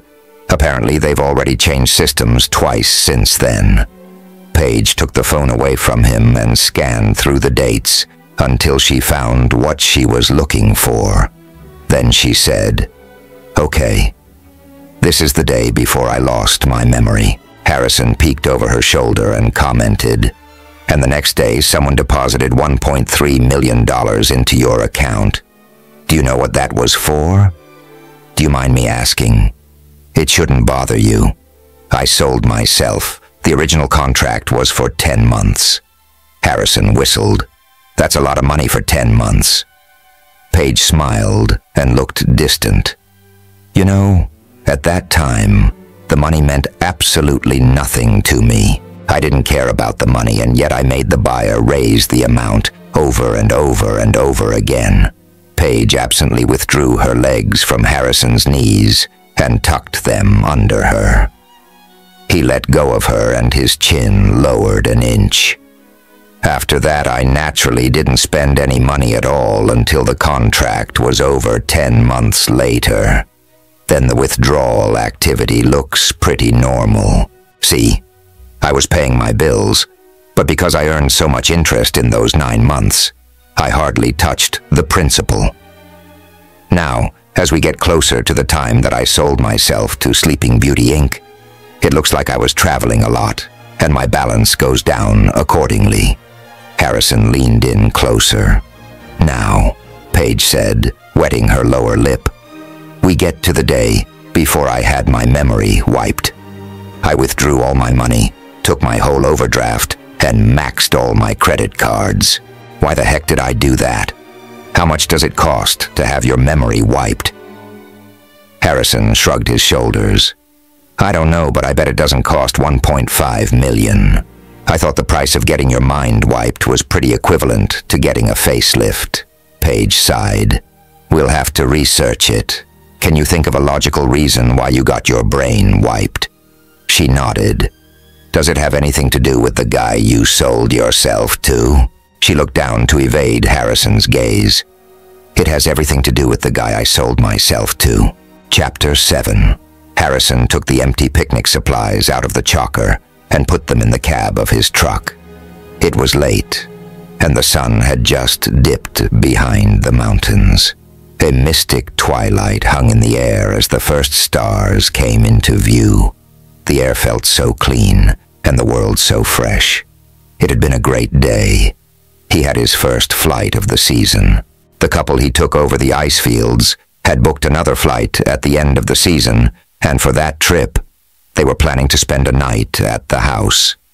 They had even taken several copies of his newly printed brochures to give to a few of their friends, and everything was coming out roses. Except for the one thing that should have been a rose: Paige. Harrison had felt funny since he heard that little tidbit of information about Paige's former owner. He hadn't even considered that she might remember anything about him. Now he felt suddenly outclassed and outranked, and he didn't even know who the guy was. He leaned against the door of his truck and pulled out his phone. He knew there was a message waiting for him, but he hadn't had time to look at it while he was with his passengers, so he had waited to open it. A photographer wanted to scout the area to find a location for a photo shoot. Harrison wrote his availability and sent it back. It was one more piece of evidence that things were starting to pick up. So why did he feel so blank inside? He sighed. He didn't know how Wystan did it. Harrison had been so curious that the last time he had been in town, he stopped in to see the old drunk and asked him. Wystan had been lounging in a stained recliner in his front room. Narissa was working in the cafe, and Keziah was shirking work, so he was alone. Harrison had never liked Wystan. He was 38, which meant that he had been a teenager when he had become a father. Sometimes it was like that in small towns. Keziah's mother had been a local girl, and had died in the hospital from blood poisoning when Keziah was 13. The townspeople said it wouldn't have killed her if she hadn't been so exhausted. They said Wystan had worked her to death. They said he wasn't sorry she was dead, because he hadn't wanted to marry her in the first place. Harrison wasn't sure he agreed with them. Wystan originally had brown hair, but it became white the day his shotgun wedding wife died.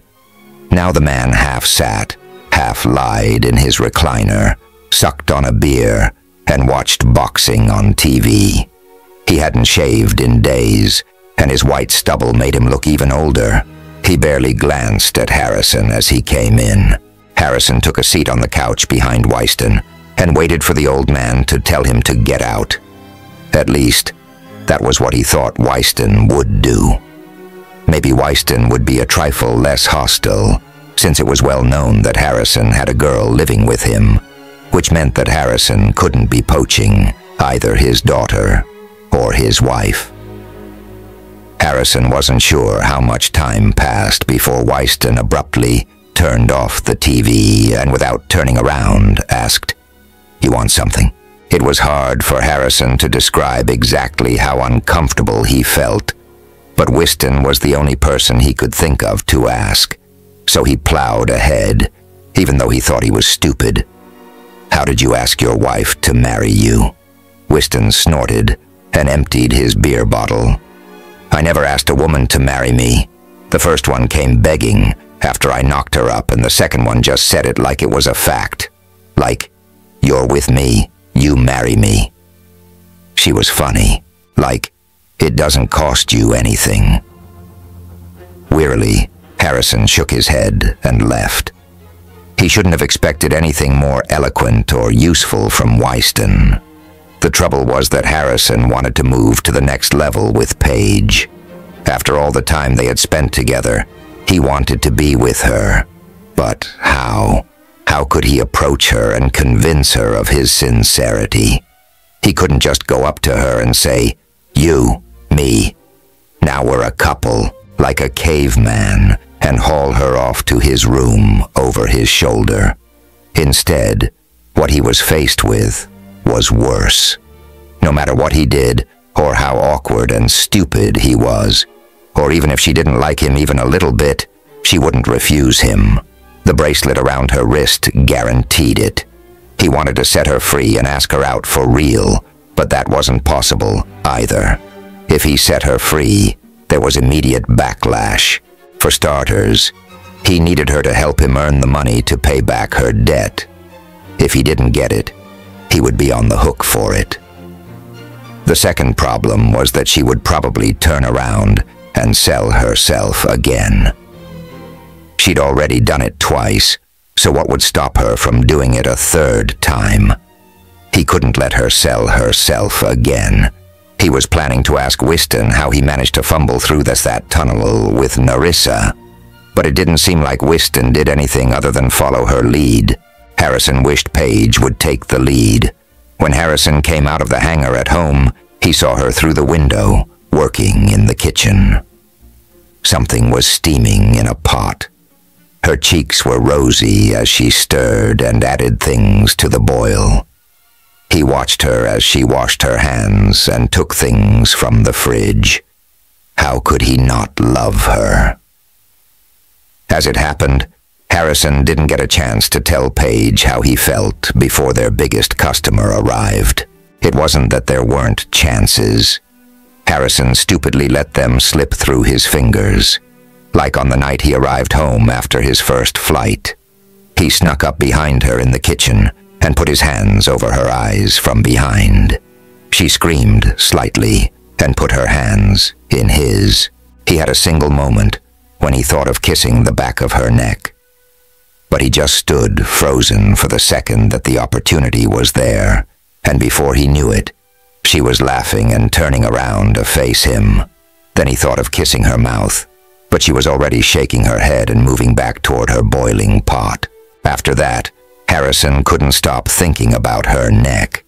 That was one thing for a woman with her hair cut short. A man could always see her neck. She set their place settings at the table and chatted happily about how pretty they were. He chewed on his bread while they ate dinner together, but never felt full. Not with Paige there. Another day, he could have said something when he was helping her out of the chocker. He touched her hand, but once her feet touched the ground, he let her go. She walked beside him with her hands in her pockets, and he could have cursed. All he wanted to do was hold her hand. That wasn't asking very much, and he didn't have the guts to say what he wanted. The third screw-up may have been the worst. He was at the city airfield picking up the photographer, and he gave her a quick call before his passenger's plane touched down. "Call me again after you finish your tour, so that I'll know when to start cooking," Paige said on the other end of the line. "Okay," Harrison said. "I love you. Bye." He hadn't meant to say it. It was automatic. He didn't even realize he had said it until he heard a tiny scream on the other end. "What did you say?" Paige squeaked. Harrison slapped an awkward hand to his forehead. "What did I say?" he asked mindlessly. "What did you say?" Paige balked, like she couldn't believe that he didn't know full well what he had said. "You just said that you love me." For a second, Harrison was speechless. He didn't know how he had managed to say it either. Now there were only two things to do. Either he could deny it, or he could make a joke of it. The idea that he could lower his voice and say it seriously didn't even enter into his head. Instead, he opted to make a joke out of it. "Of course. I love you, baby," he said with overripe warmth.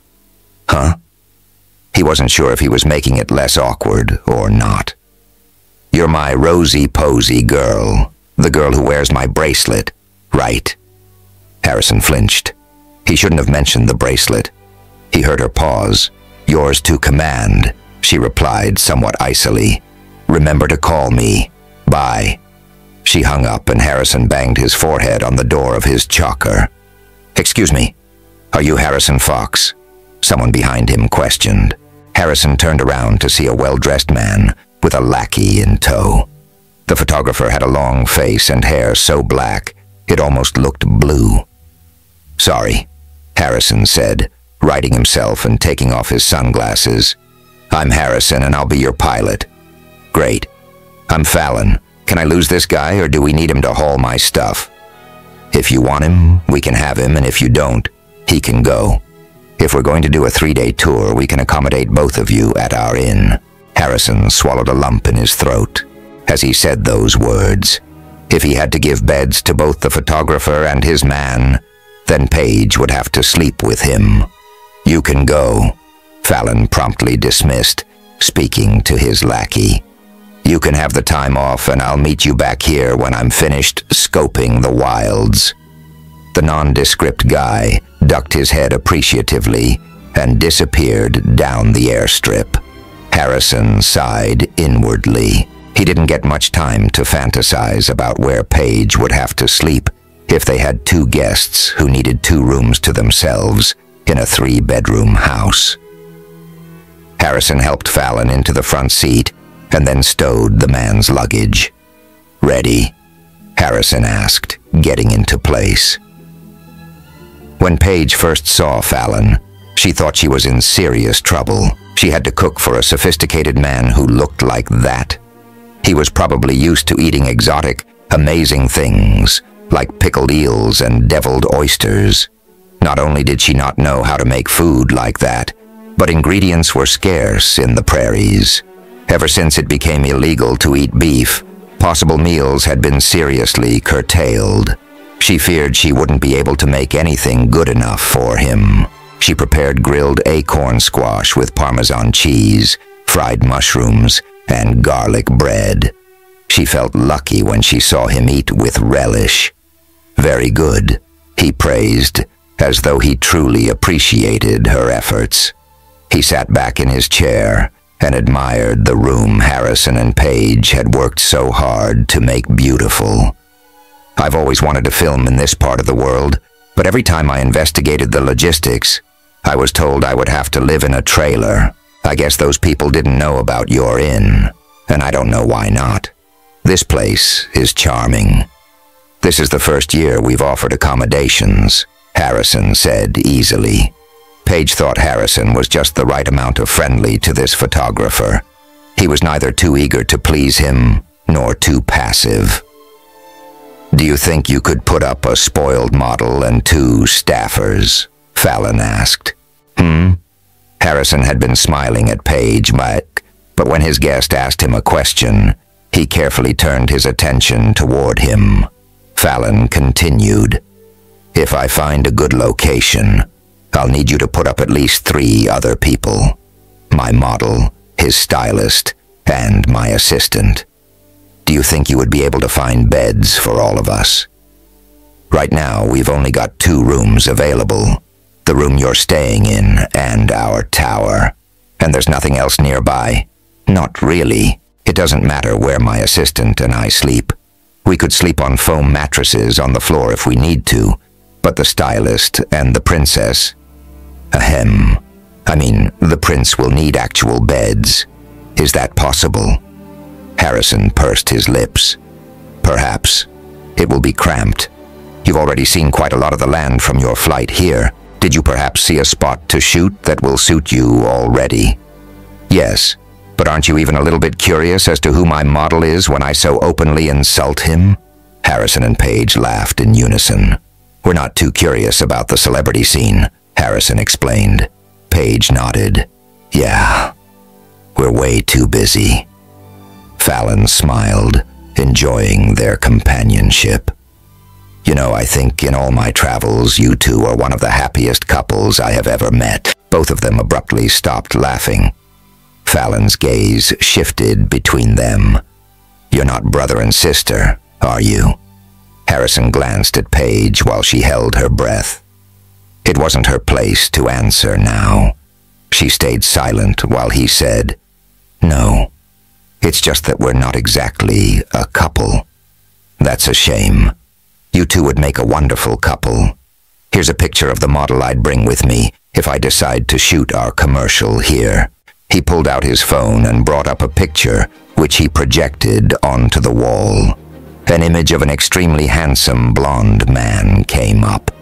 The picture was an advertisement for men's shoes. It was a black and white photo, with the model standing ramrod straight, with his long hair flowing down to his waist. Paige blinked. "That's right. It's Zafir Rawson," Fallon said gloatingly. Paige was so shocked, she fainted. Chapter 8. Harrison stood at the bottom of the stairs and gazed up the steps at the tower. He couldn't help noticing the discolored, cracked paint. Paige was right. They did need to continue their renovation upstairs. He rolled his left shoulder and chuckled slightly. Even if the stairwell didn't look its best, it was nothing compared to the distress the drywall was suffering in his room. He could hear Paige moving in her room. The floor was making the regular little creaking noises it made as she pattered around, getting ready for bed. One side of Harrison wanted to climb those stairs and talk to her. The other side didn't want to. His brain was rapidly formulating reasons to let the forthcoming conversation slide. 1. He should wait until Fallon left. 2.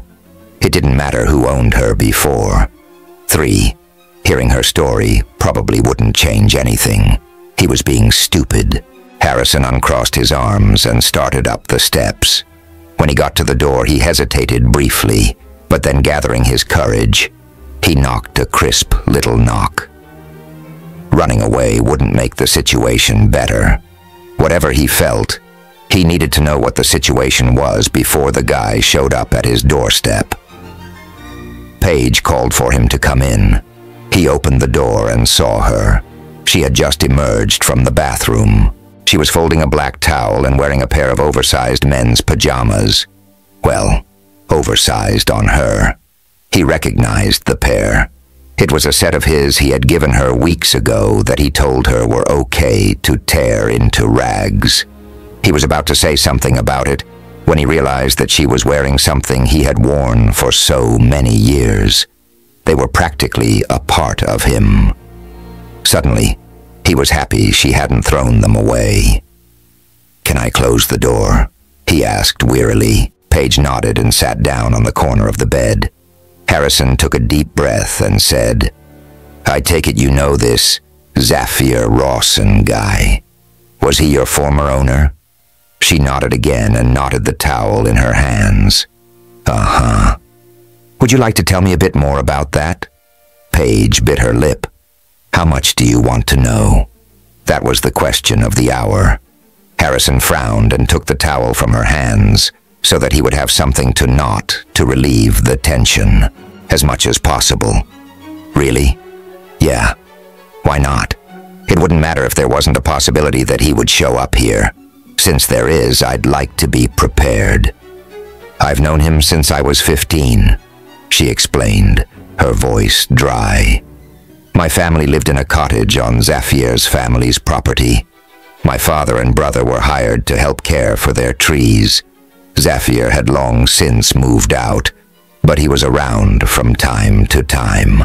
During that time, Harrison cut in. What was your relationship with him? I didn't have one, Paige shrugged.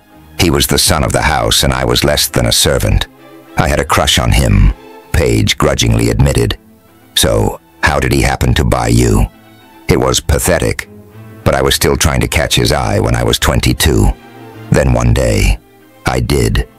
He knew I liked him. It seemed that he knew I'd liked him for years, and after 2 official dates with him, he asked to buy me for 10 months. He was that taken with you? Harrison asked, completely astonished. To offer you that kind of money? It seemed too good to be true, which was why I made him raise the price so many times.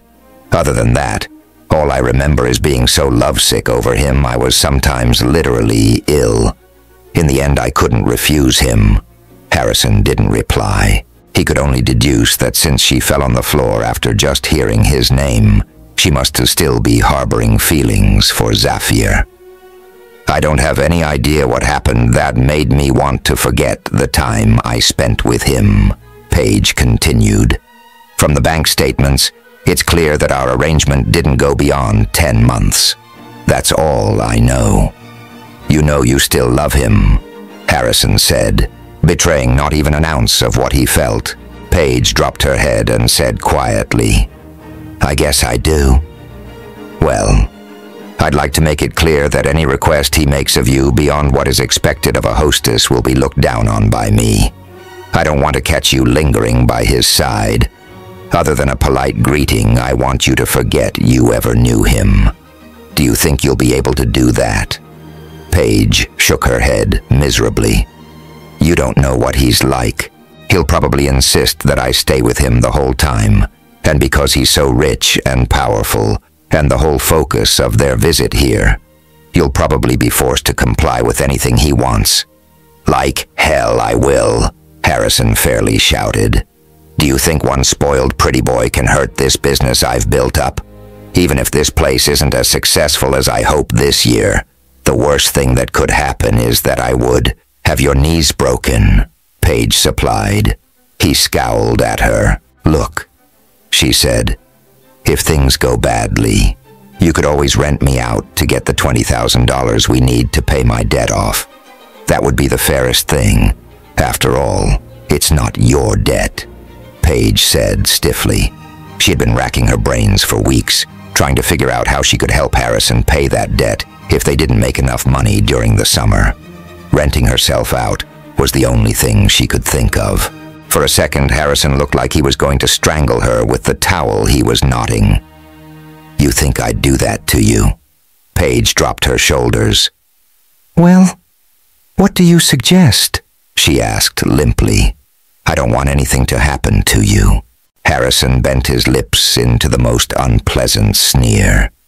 Did you happen to have a renter in mind? What? Well, Harrison went on, his voice as searing as liquid metal. Since Zafir Rawson is coming here, are you suggesting that I rent you out to him during his stay? He opens his wallet big for you. Do you think we could charge him $20,000 for a couple of days? Paige stared at Harrison incredulously. I guess you couldn't make it worth his while without touching him. Harrison spat, flinging the door open and storming down the stairs. He heard Paige come after him, but he didn't stop. He went straight to his room and slammed the door behind him. Then he locked it and raked his hair with his hands. Harrison, wait, I didn't mean it like that, he heard Paige cry on the other side of the door. Harrison had only been behaving like a lovesick teenager for 2 minutes, and even though he would have liked to continue, he took a deep breath and opened the door. Standing in the hallway, Paige's cheeks were red with embarrassment and her eyes wide with pleading. Harrison didn't forgive her for what she said, just because she looked sorry or because she was wearing his old pajamas. Her comment about renting her out meant that he didn't mean anything to her. He was extremely embarrassed by his feelings for her, not to mention how humiliated he was for reacting so passionately. To make himself seem somewhat more sensible after his flare of temper, he said levelly, I'm not renting you out. She wrung her fingers together and nodded. I don't care what you did for that Rawson guy in the past. You're not doing it again. Got it? She bit her lip, and Harrison supposed that the slight motion of her head meant she was agreeing with him. I wasn't thinking of that, she finally said quietly. I was thinking that maybe I could get a job in town, and there aren't any jobs in town, but Narissa always looks so tired at the cafe. Harrison crossed his arms and tried to ebb his frustration. Even if I got you a job there, the pay for the rest of the year would not make a dent in what we need. There's no point. Paige sighed, and her shoulders fell. No, Paige, it's no good, Harrison said, sparing one hand to touch her arm briefly. Don't worry about the debt. I'll figure it out. Then he sent her to bed, but that didn't make him feel any better. At that point, nothing could make him feel better. Paige sat in the cafe in town and watched Narissa. She was cleaning a soft ice cream machine, and watching her was making Paige feel exhausted to the bone.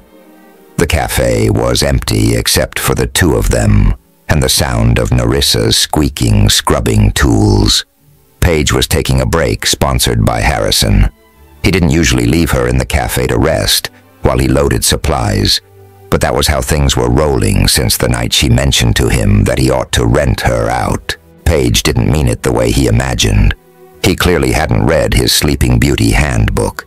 If he had, he'd know that her bracelet would give out an electric shock intended to fry both her and the man touching her if the guy left his hand on her for an extended length of time, anything longer than 2 minutes. She explained it to Harrison in the morning. However, to her disappointment, it didn't seem to help with their misunderstanding. Paige didn't like being left in the cafe to rest. If she rested, she'd think, and thinking had to be avoided. She couldn't go to Zafir, even if he wanted her. She wore a scrap of blue silk left over from the curtains she'd made for the kitchen over her bracelet, reminding her who she belonged to. There was no point in regretting being with Harrison instead of Zafir. She had no idea what drove her back into slavery. Whatever she felt, she couldn't change it. Suddenly, Paige got the urge to talk to Narissa. After all, she was the only person Paige could talk to who might understand her feelings. "So, Keziah doesn't know you were bought?" Paige asked, scooping up her remaining salsa with her last chip. Narissa tilted her head and didn't answer. Paige didn't do anything to press her other than leave her ears open. Waiting for Narissa to respond was better than sitting around wishing she was free to belong to Zafir again.